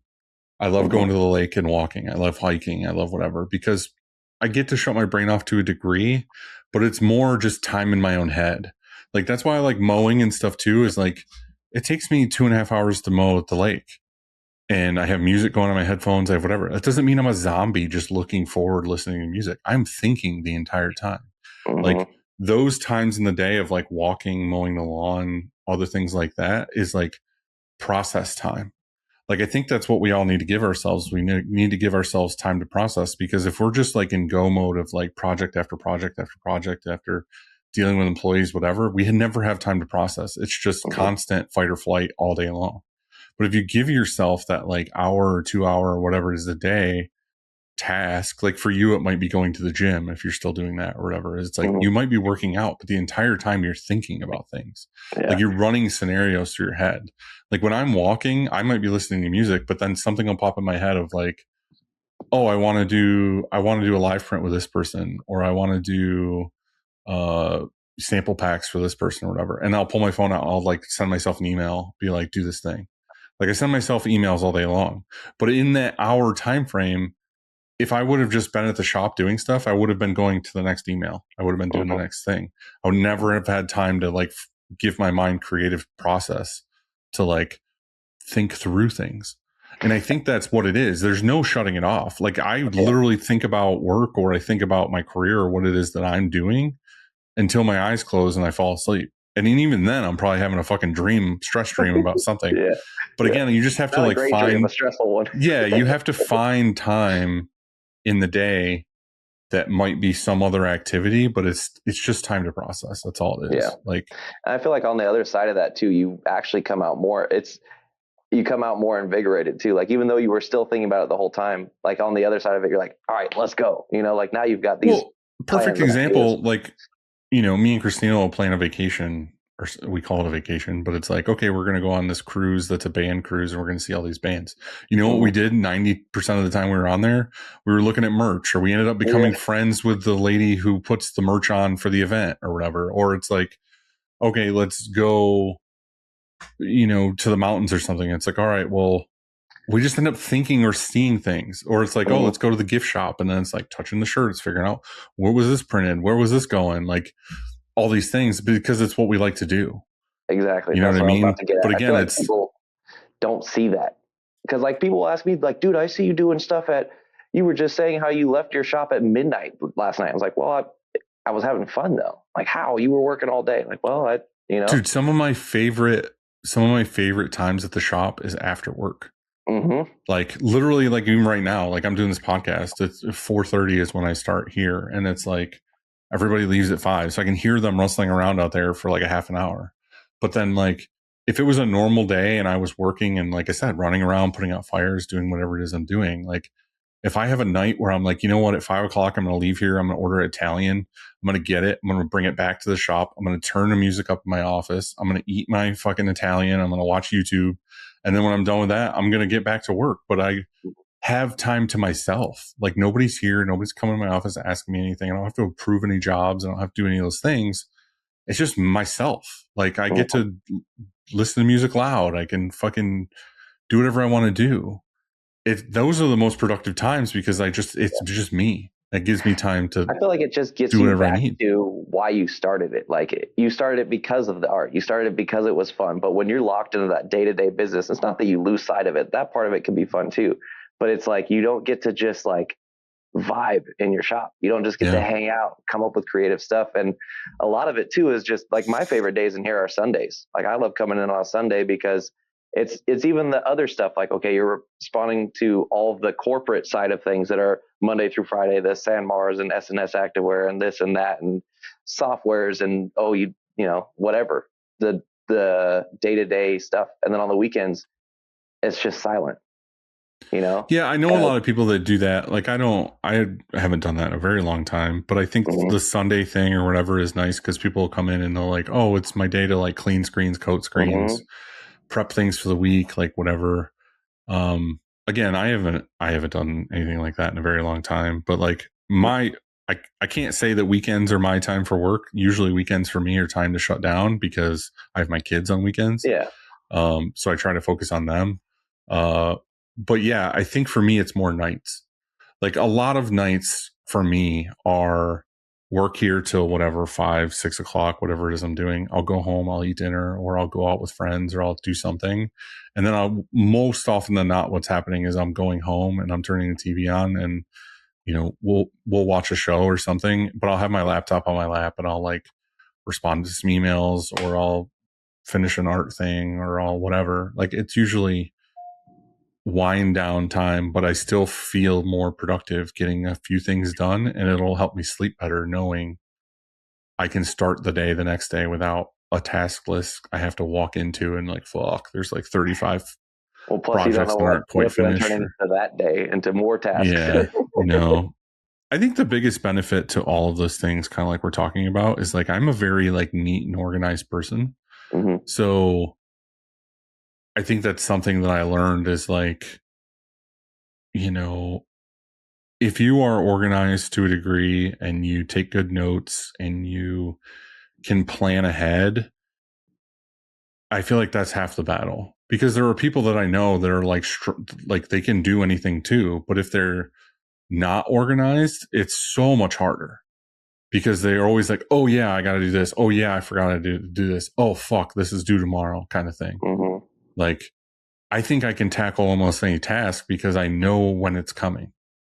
I'm like, okay, I have to do this because this is happening next week. I'll start working on it now so that like by the time it's here, I'm prepped and ready. Or like if I have travel to do, if I have travel to do, it's like, okay, like I booked the flight. I know it's coming.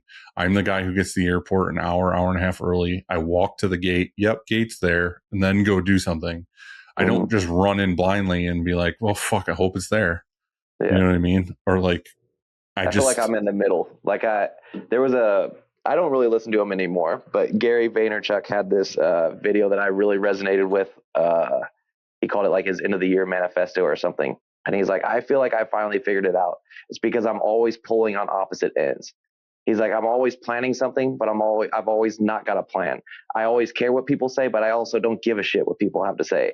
And I'm always like moving really fast and trying to get as much done. And I'm also trying to take it slow. And I'm like, that's so true. Like that, I feel like that's how it is for me, where like perfect example, part of what I was going to hopefully have today was more, well, I want to start my own blank apparel brand, Cut and Sew from LA. And there's a guy that's helping me manage it down there. Somebody that I just recently met this year. And that's part of the reason why I haven't done it, because I'm not down there anymore. I'm 6 hours up north now. And so I finally found somebody where I was like, okay, I talked to this guy for a while. I think he can manage the production.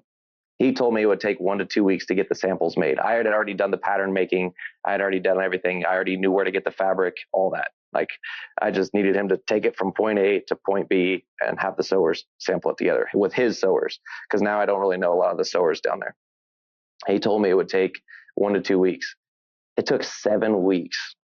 And the whole time along the time, I was like, I'm trying to be a supportive person, but I'm seeing you doing it again. I know. I'm just saying, like, maybe figure out how to do it on your own, or don't do it. Yeah. No, I feel it. And what is your thought process with wanting to have your own blanks? Is it just because you know it, you like it, you want to have something that's yours, or is it like, I really have a need for getting these? I think that there's definitely still a gap, and I hope this doesn't ruin my opportunity, but whatever. Like, I think that there's very much so still a gap, like I said, with fitness focused blanks. And I'm not even saying fitness focused like it's got to be for people that are into fitness, even just like a tank top or leggings. And I know that they are much more of a beast to cover, and that's why a lot of companies don't do it. But it's not impossible. Like, we were doing it to scale, and I know I can do it again. You know? Yeah, I just want to make sure that you have a need for it. You know what I mean? Yeah. Like, well, I still have a lot of those customers. Yeah, there's people that I know that like manufacture their own blanks, but it's because they have a specific need for it. You know, like Relentless, or with the hats and the shirts that they made, like with the tonal and stuff. It's like, all right, well, they have a huge market of bands that are always demanding hats, or always demanding a certain style, or they have these new shirts that are these heavyweight garment dye or whatever they are, and it's like, that's because all the bands want that right now, and they have a need. And it's like, okay, well, if I can manufacture X amount, I know I can sell X amount, and we're going to be more profitable because they're our own. Like, I didn't have to pay for it to go to 5 different things and all these different brands and then this wholesaler and whatever. It's like, no, we ordered it directly. We had it cut and sewed in whatever, China or wherever they're making it, and then they get it and it's theirs. Yeah, and it's like, okay, cool. It's the same thing for me. Like, that's why I wouldn't start with a t-shirt or something like that. Like, it's fitness on purpose. Like I still have Right. a lot of those customers, a lot of those clients. Like there's a president of a big nutrition shop that's national that now knows that I'm trying to work on these things. And some of the big influencers that have like 1 million plus followers that I'm still cool with, that have, their own brand and their own coaching programs and stuff. And they're like, dude, if you could remake those tanks like you guys used to remake, I'm like, I'm working on it. They're like, dude, we would buy them. Just make sure it's not one of those, you always get those people when you do an online store, have a brand. You're like, dude, if you had 4X, I would buy them all the time. And then you print all these 4Xs and not one sells. Yeah. It's like, motherfucker, you asked me specifically to make these. We're going to take an interesting an approach to it, because there's a way when you get your processes dialed in, it's risky, but there is a way to do it without any hanging overhead of inventory. It's tough, but it's possible. Hey, I mean, all the power. I'm not trying to talk you out of it. I'm just trying to understand. Like, I'm someone outside hearing your story, and I'm seeing these little red flag trends, and I'm like, dude, you're walking into another one, bro. Like, oh, for sure. It definitely. I'm trying to put a little breadcrumb in there for you to be like, oh yeah, maybe not order 100,000 units. Yeah, no, I'm not even going to order inventory. That's how I'm doing it, actually. So I'm going to pre-order them, and like, here's our styles, here's what we can do. Because if you're doing it domestically, you're able to get cut and sew out, and once you have your processes down, in 1 to 2 weeks. So if I don't know what your guys' turnarounds are, ours are usually around 2 to 3. If I can get if someone can place an order, it's like getting DTF or getting anything else, like patches or something. It's like, buy the stuff when they place the order. By the time you get it, you still have 5 days of your turnaround left. Print it, send it out, and then the whole process is done. And as long as I know where it's at in the timeline, then we're good. Right. That's your process for this, is more like per order. It's different for sure. Yeah. That's awesome. That's cool. I like that. It's the gift of being able to do it in LA. So we've gone through most of your process and story now. How is that where we kind of land, is where you're at now? And your last, what you said, I don't know, 5 years now, you've been post-COVID, you've been doing it yourself in this place? Pretty much. Yeah. So I when COVID hit, I actually had to move all my stuff into storage, and it was maybe most don't, but it didn't have electrical or anything like that. Even how I had to move it into storage was pretty crazy. When I left my other shop, I went into a neighbor's spot, like 4 or 5 units down in the back of their warehouse. And, but for like 2 or 3 months, because this was busy season, I was like, I can't not have a shop. This was November. And let's say it was like the last day of November that I was supposed to move out or whatever, because their lease was up. They already had a new spot. The day before they were supposed to be moved out, they hit me up and they're like, you need to get out. I was like, what are you talking about? They're like, oh, they're coming to do an inspection. And I was like, no, you said I need to move out tomorrow. They're like, well, you have to move out today. I was like, I have a trailer planned for tomorrow. What do you want me to do? And they're like, I don't know, figure it out. So I literally wheeled my 6-head Tajima down a street in Huntington Beach in the middle of the night, and cops pulled me over. They thought we were stealing it. Like, we were wheeling that thing down, and the clearance is like this big. So we're getting caught in every pothole, and we're crowbarring it out of the potholes and cracks and all this. And I had to call the storage place. Luckily, I got cool with them when I moved in, and I was like, hey, I know this is a crazy request, but like, you have to come open the storage unit for me, like, or else I'm going to be sleeping outside out front with my machine in front of your place, and I will do it. They're like, oh, we'll come down there. We'll open it up for you. I was like, okay, cool. So even the move into a storage unit was a mess. And so I had all my stuff in storage. And then one of my buddies, he's a celebrity artist. His artist name is Kikstradamus. He does custom shoes for like NBA players and stuff like that. And we've been cool for a while. I had done some of his merch already before, like hats and stuff, and made him some birthday gifts. And he posted that he was about to move. And I was like, dude, why didn't you hit me up? Like, I'd help you move. He's like, well, I just didn't know. And I was like, all right, I'll be over there. I'm helping him pack up. And he's like, I'm moving to Roseville. And I was like, interesting. That's like 45 minutes from my hometown. I was like, okay. Do you have anything that you don't want the moving company to move? Because he was paying for a moving company. He was like, yeah, here's some stuff. And if you can drive it up there, that'd be great. So I drive it up. I talked to my parents and I'm like, hey, is there any chance I can move our stuff into our barn? Like my stuff, not everything. I'm gonna have to leave some stuff in storage. I'm gonna move it up into the barn and restart here because I'm not making any money right now. All my stuff's in storage. And they're like, okay, I measured it out and it fit. And they're like, sure. So in a matter of 2 days, I had actually just broken up with my girl at the time, like a couple months before we had broken up. And so I didn't have any like tie downs to down there. I just packed up everything and I told him, I was like, I don't even have the money for the U-Haul. Like, you have to help me pay for the U-Haul. And he was like, okay. I had like probably a couple $100 left in my account. And we split the U-Haul, packed up my stuff, moved it out in the barn, and then basically started growing it back up from there. And then 2 years later, built it back up to everything I have now. So I was all the way down to just my 6 head and 2 tables. And now I've got everything I've got back there now. Yeah. It's work. I mean, it is what it is, dude. That's the thing. Is Yeah. like, that's kind of what we were talking about there in the I'm not middle. giving It's up. just like, yeah, you gotta work the problem the next day. Mm-hmm. And I think that's the biggest takeaway with all of this is like your whole story is just like, all right, well, what do I got to do tomorrow? What do I got to do tomorrow? Like, that's my mentality with all of this is like, well, what do I got to do tomorrow to get to the next day, to get to the next day, to get to the next day? And then you try to plan, you try to figure out what it is, but it's really just, what can I get done tomorrow?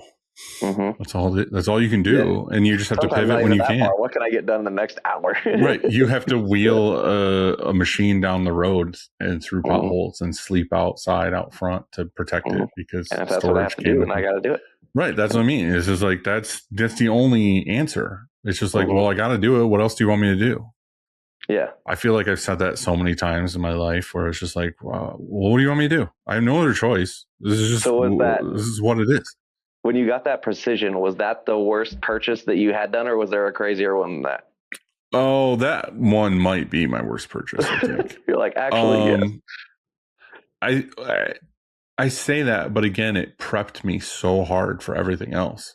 Because then we had the opening in the building that we needed. We had the 3-phase power set up. We had whatever. So the very next thing after that was I bought our M&R Sportsman brand new. Everything happens. So it was literally like we moved that one out and then bought the Sportsman and it plopped it in and we already had everything prepped. It was like, cool, power's here, everything's here, like, cool, done. Whatever. We're already ready for this. Yeah. So the truth of it is like, if I would have not done any of those things and I would have bought the Sportsman, I would have had to do all that same, well, not the same, but like a lot of this prep stuff in the moment, and it would have sucked. And I probably wouldn't have been as prepared. But as far as like bad purchases, dude, I make bad purchases all the time. Like every day, like for real. Yeah. Like I mean, it's what it is. Like I order shit on Amazon. This is a dumb one, but like a week or whatever ago it was, I bought a bag of dragonflies, like plastic dragonflies. Because I saw a thing online that says, well, we have like carpenter bees or whatever outside all the time. And they like, our building is fucking wood. So they like burrow into the building. They're all around out front, whatever. I saw this thing that was like, oh, put out dragonflies and it's a predator to them and they won't come around. Now I have all these fucking stupid ass decorative dragonflies out front that the bees just fly around. And I'm like, well, that's a dumbass purchase. Yeah.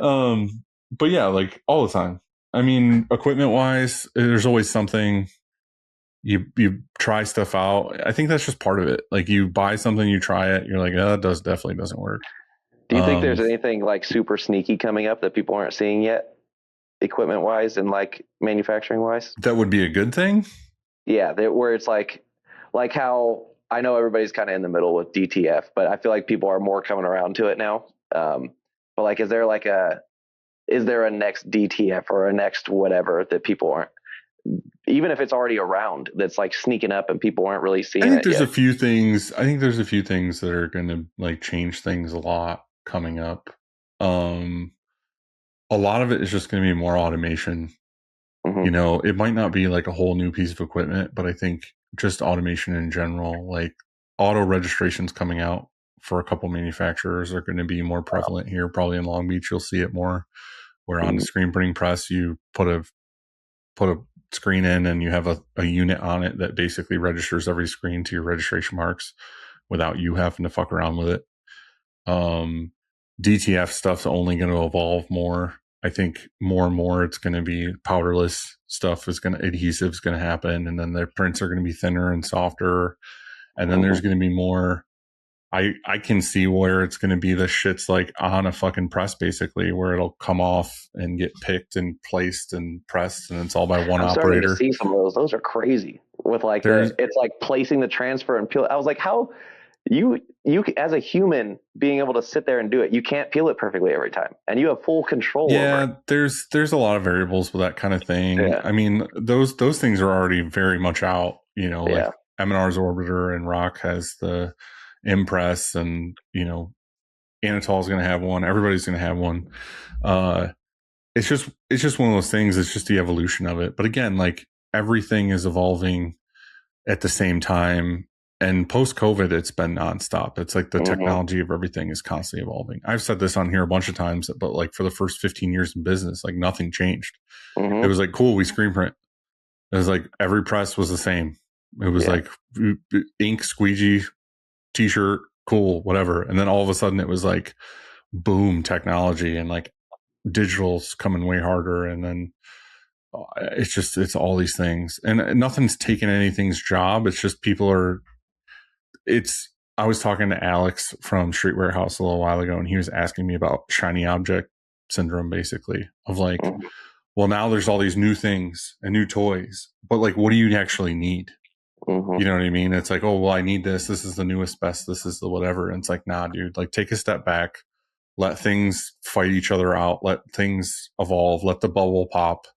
You know, like even DTF, like it was like huge at every show for the last couple of years. And it's like, I'm just waiting for that bubble to pop and people to relax and be like, all right, screen is still extremely prevalent. It's still very important.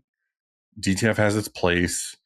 DTG has its place. Like DTG is growing again with print on demand. And there's just all these different levels of what's what. And like even embroidery, like every shop I talk to right now is like our embroidery department's exploding. It's like, okay, well, what's the next evolution in embroidery going to be if this is going to be a whole huge thing? I mean, it's already a huge thing, but like, what's the next evolution with that? Yeah. The color reel is nuts, but it's just so expensive for one head. But that's also something I've heard a lot of. That was a bubble too, in my opinion. Like, not to say anything negative about color reel, but it was kind of like when it came out, it seemed like, oh, this is the evolution of now we don't have to have all these threads or whatever, but there now that people use them, I feel like there's drawbacks to that too. And it's like, this isn't what it was chalked up to be. So that's why, like, I don't know if this is a good or a bad thing, but like, I think the poor kid in me wants to wait. Like, I like it. I bookmark it. I research it, but I'll wait. Like I'm at the point where I'm like, oh, I would love to buy this. But then I think I'll always take a step back and I'll like wait and I'll wait and I'll wait. And then when I actually am financially ready to get it is usually when it's already been tested and fucked around with, and like the bubble is kind of like settled a little bit. And then I'm like, okay, is this actually worth getting? Yeah. And that's where I'm like, okay, it is or it isn't. That's why like everyone's like, oh, you haven't bought a DTF machine yet to like print your own transfers? I'm like, nah, dude, I'm going to fucking wait that shit out so long. I feel like that's one of the ones that's going to be last for me, just because like it's not that expensive to get from somewhere else. You know what I mean? No, it's not. But I mean, at a certain point too, like there's an ROI with it where it's like, okay, well, how much are you spending per week on transfers? And it's like, all right, well, I'm spending, you know, say you're spending $1,500 a week on transfers, or you know, $500 a week in transfers. It's like, all right, well, the monthly payment for the machine's $1,500. Like, have your own machine. But the truth of that is, again, like you go out and you buy a machine, say $20,000, $30,000 or whatever it is, or more. Yeah. And then you buy it at the next show you go to. They're like, yeah, now we have one that has 36 heads. And it's like, well, I just bought the one that has 2 heads. Like, what the fuck? I feel it's like, oh, with laser. I got laser at the wrong time. Yeah, and then the next one is like, okay, well, now it's powderless, and you have to have this head in it. And then the next one is this, and it's like, okay, cool. Well, do I need it so bad that I need it for 12 months? Because by the time 12 months hits, the next thing's coming out. That's my feeling with all of this is technology. It's like buying a phone or buying a computer or whatever. As soon as you buy it, it's already out of date. Yeah, like the next thing is already being built. Like with a car too, it's the same thing. It's like, okay, cool. You bought the 2026 model, but they started working on the 2027 model 3 years ago. Like that thing's already being developed. The newest, best technology is already happening. Again, if you have the work for it and you're going to fucking monster it and you're going to profit off of it for that year or whatever too that you have it, then sweet. But don't think this is your forever machine.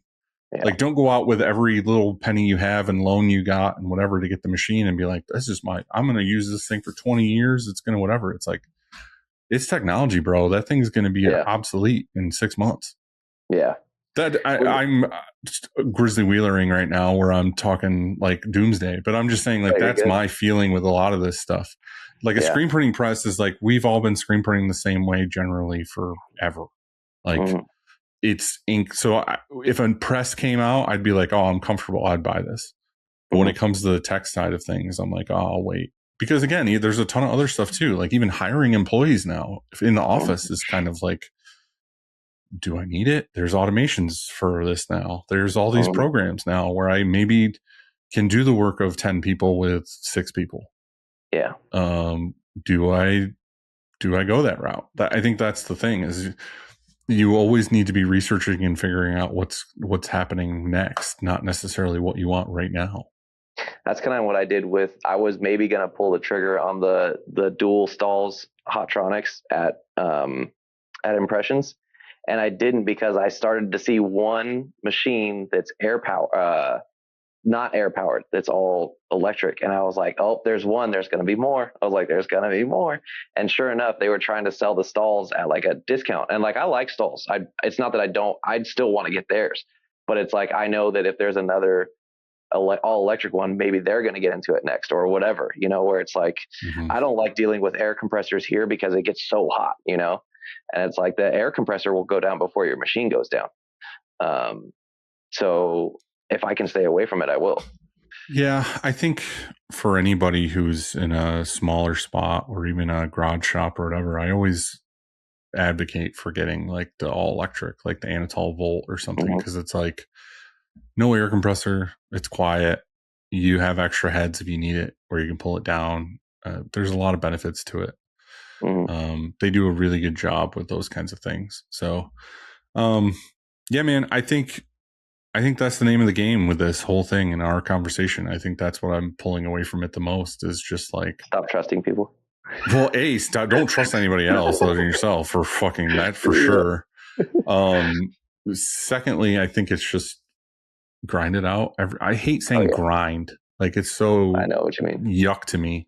But like I think the reality of it is you just need to be okay with like, I'm going to fail tomorrow in some sense. I'm going to figure out how to just keep going. And then I'm just going to do the same thing the next day. It's having thick skin. It's just getting evolved through it. And it's extra hard to have thick skin when you're someone like me and you, where you have people pleasing tendencies, you have trust issues, you have whatever. It's like, just try. You just never stop. That's the thing. Yeah. I'm excited for this next chapter for me because I always wanted to grow out everything that I grew out in here before I started really bringing on a team. And I'm the opposite of you, where I've even heard on the other podcast where you're talking about like, I wait till I can buy it. I finance the crap out of everything. So it's scary. Admittedly, it is scary. But now I'm finally at the point where it's like, okay, I don't want anything else. Like, of course, there's always stuff you want. Like, it's the nature of the game. Of course, I want 10 more machines. But do I feel like I really want them? No. Like, I've got what I want now. So now it's like, okay, let me start paying everything down like fast, hard. And just like, now what can I do now that I have everything? Because to be a one-man shop, primarily now there's 2 part-time people. But to be a one-man shop and know how to do screen print, embroidery, laser engraving, stickers and banners, sewing, like it's a unique avenue, and now I have all that in my pocket and now I can grow and just focus on everything else. And I'm excited. Like I'm going to start marketing hard and trying to grow really fast on all that aspect. And I'm excited for it. I don't feel like I want anything anymore. Finally, I think my personal advice from experience is just try to talk yourself out of things. Yeah. Like as weird as that sounds, like if you're about to buy something, like try really hard to talk yourself out of it. Like if you can't talk yourself out of it, you're like, I need this, or this is a huge opportunity, like actually a huge opportunity, not let you think it's an opportunity. then get it. But if you can easily talk yourself out of it, where you're like, I don't really need this, then I would say you don't need it, because I think that's the shiny object thing of like, okay, well, I kind of am good at screen printing. I'm kind of good at laser engraving. I'm kind of good at this thing. If I have all these things and I have them all and I can make money and I can whatever, but it's like, say tomorrow you get 10 new huge clients. Can you handle them? Can you deal with it? Do you have the processes? Do you have whatever? Like, can you fucking be like embroidering over here and screen printing over here and doing this thing over here by yourself? Yeah. Like, is it possible? That's where I'm just like, all the time I have opportunity. Like, I think about it left and right. I see all these sticker companies popping up constantly. I'm like, I could go get a printer and make stickers and all this other stuff. I'm like, that's things where I would say I've made purchases that necessarily the machine wasn't bad or the thing wasn't bad. It's just that it was a bad idea. Like, I did that once. I bought stuff to make stickers. I bought it used from some other guy. I got it here. And you know what it did? I never took the time to figure it out or fuck with it because I had regular obligations to do. And I'm like, cool, I just wasted all that money on this thing. Like, I didn't need it. I wanted it because I thought it was cool. I thought it was the next thing that it was going to be great for this business, but I didn't need it at all. Yeah. It was just something that was like, oh, I could do this. I think that's why I did it the long, hard path like this, knowing that I feel like if I did everything, like if I just stayed sticking to embroidery, I grew out this big embroidery company, then now if I want to get into something else, and I knew this from the jump, okay, now I got to get 2 or 3 presses maybe, or 2 or 3 laser engravers because I'm already this company that has this type of volume. And instead, because we're kind of almost focused on small to mid-sized companies instead of the big ones, I'd rather take, me personally, which I feel like is kind of unique, I'd rather take an order of 24 t-shirts, 24 hats, 50 stickers, a banner, and 24 tumblers than 500 t-shirts. I think what you have, I think the equipment that you have to do those things is very smart, because the benefit of that, and that's what I'm kind of doing now with a partner, not a actual partner, but like another shop that's helping me out with this stuff, is offering things that they're going to order anyway, but it's also easy for me to get to. So like right now we can say, oh, we offer tumblers and stickers and keychains and this and that and the other thing. But I feel really comfortable and confident in Jaded, who's doing it for us. Like, they're a great partnership. They're a great crew. They do awesome work.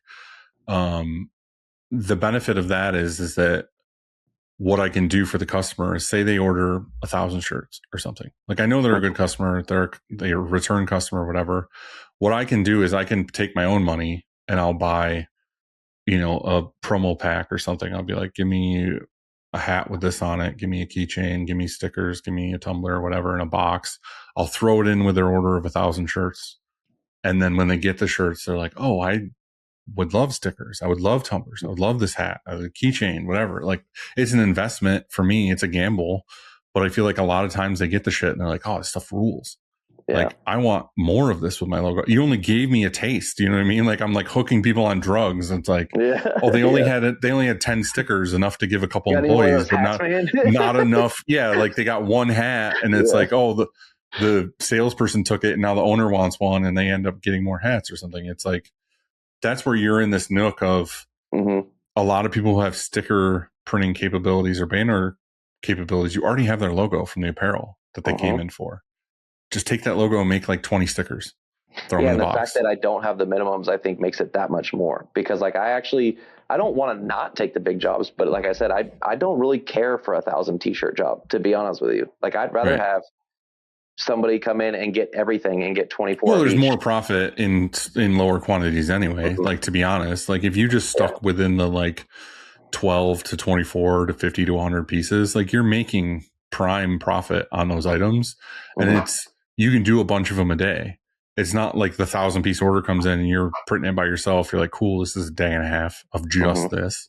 And I think part of that's that people pleaser side too. I like being able to do that. Like, I like the interaction of, wow, you can do 20, and they come in and they see it all being made and they're like, or they see it on video or whatever, as compared to like, oh, you're ordering it and then, it's going somewhere else or whatever. Like, I like that aspect of being able to do that for people.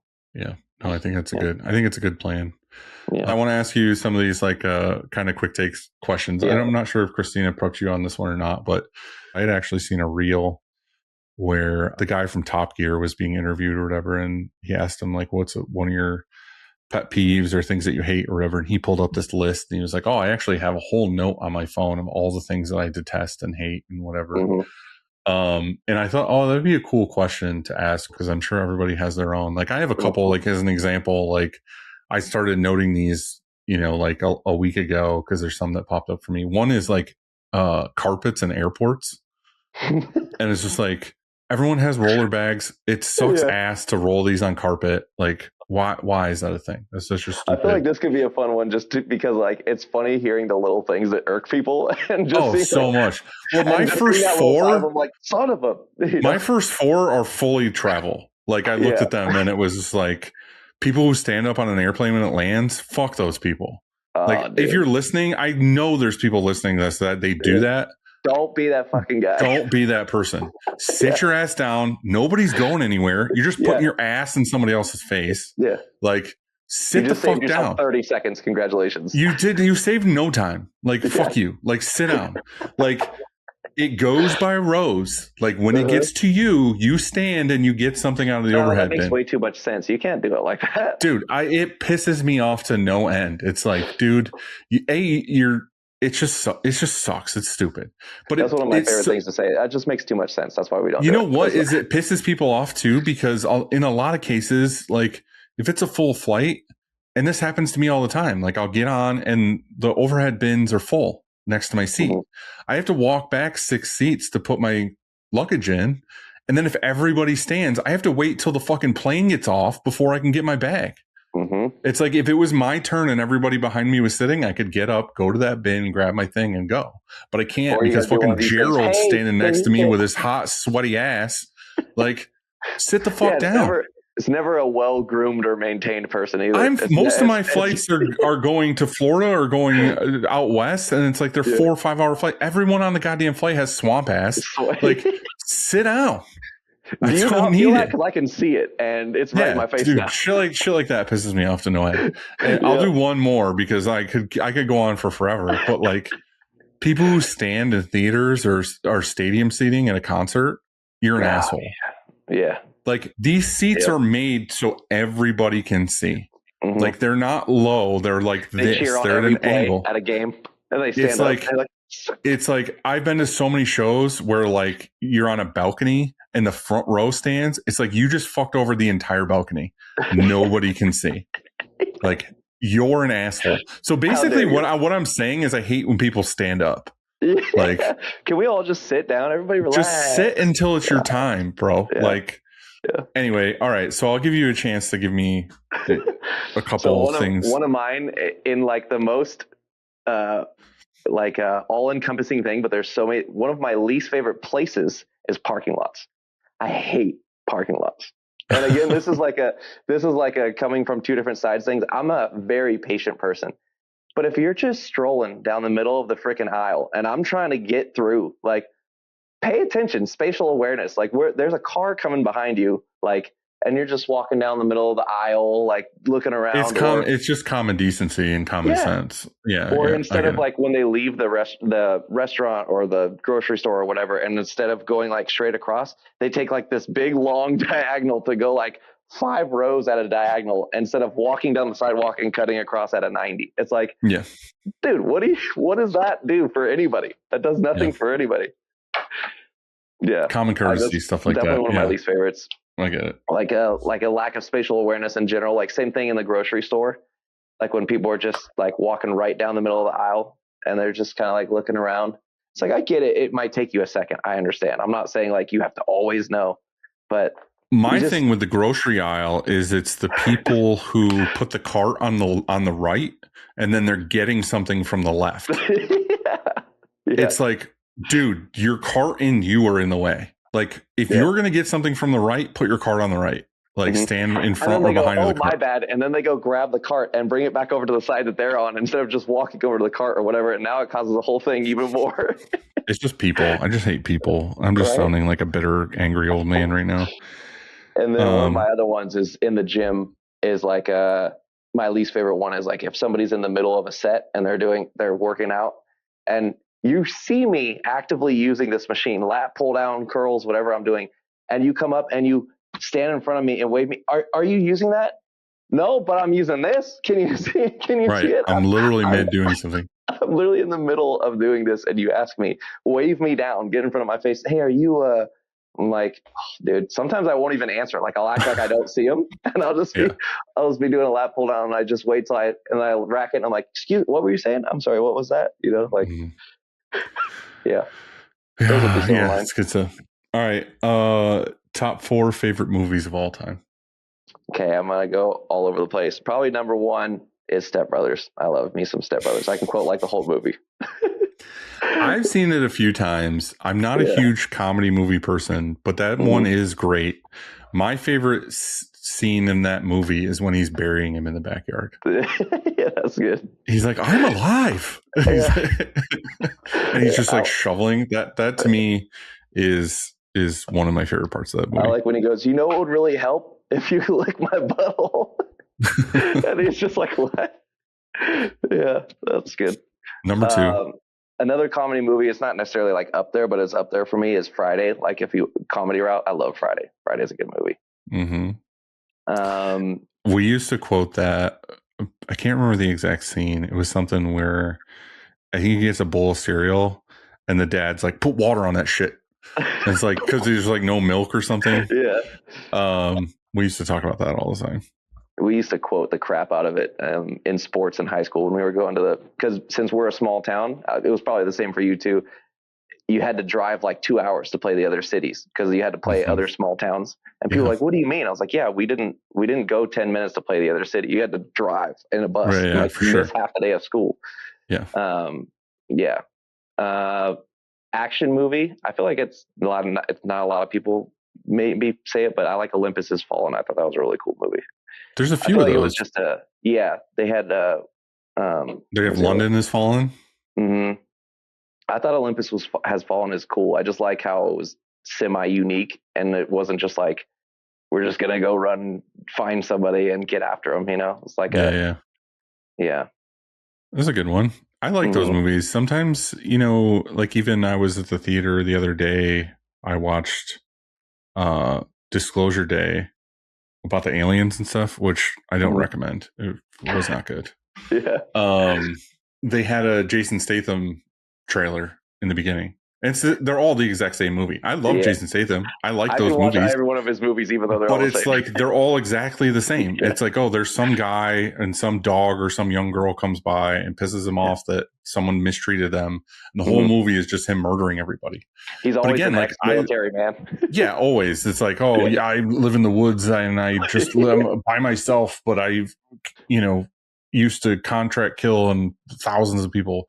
Yeah. Again, I love those movies. I'm not knocking them in any way, but like that's that genre of like, okay, one bad thing happened and it's just we're gonna fight our way out for the entire movie. Yeah. That's he kind wouldn't of sell him the milk, so now I'm gonna murder him and everybody. Oh yeah. They're running out of shit now. Or like the last Statham movie, I think was like Beekeeper or something. Yeah. It's like, we need you to be something else. And he's like, how about a beekeeper who used to be an assassin? And it's like, all right, let's do that. And the next one's like, oh, you work at you're in a strawberry field. I used to kill people. And it's like, okay, all right, cool. Didn't know. Actually, fun fact, we did know that. We saw it. Exactly. Yeah, for sure. Shooter is a good one. That's a different action movie too. I like Shooter. The sniper one. Mm-hmm. That one. That one's good. I like the ending of that movie where he fakes them out with the firing pins. Mm-hmm. Where he takes the firing pin out and then they put it all together like he's going to kill the guy. And he's like, it couldn't have been my gun. I take the firing pin out of every weapon that I have. And they were like, oh, yeah. I thought that was a great twist in that movie. And then one animated one that I thought was really cool, and I don't really watch animated movies, was How to Train Your Dragon. I actually really loved that movie. Yeah. I watched that a few times with my kids. Mm-hmm. I feel like they liked it. And then recently they came out with a live action one that I don't think anybody cared about at all. Yeah. What I'm finding out is you just like movies with Gerard Butler in him. My movie taste is all over the place because I don't really watch them that often, to be honest with you.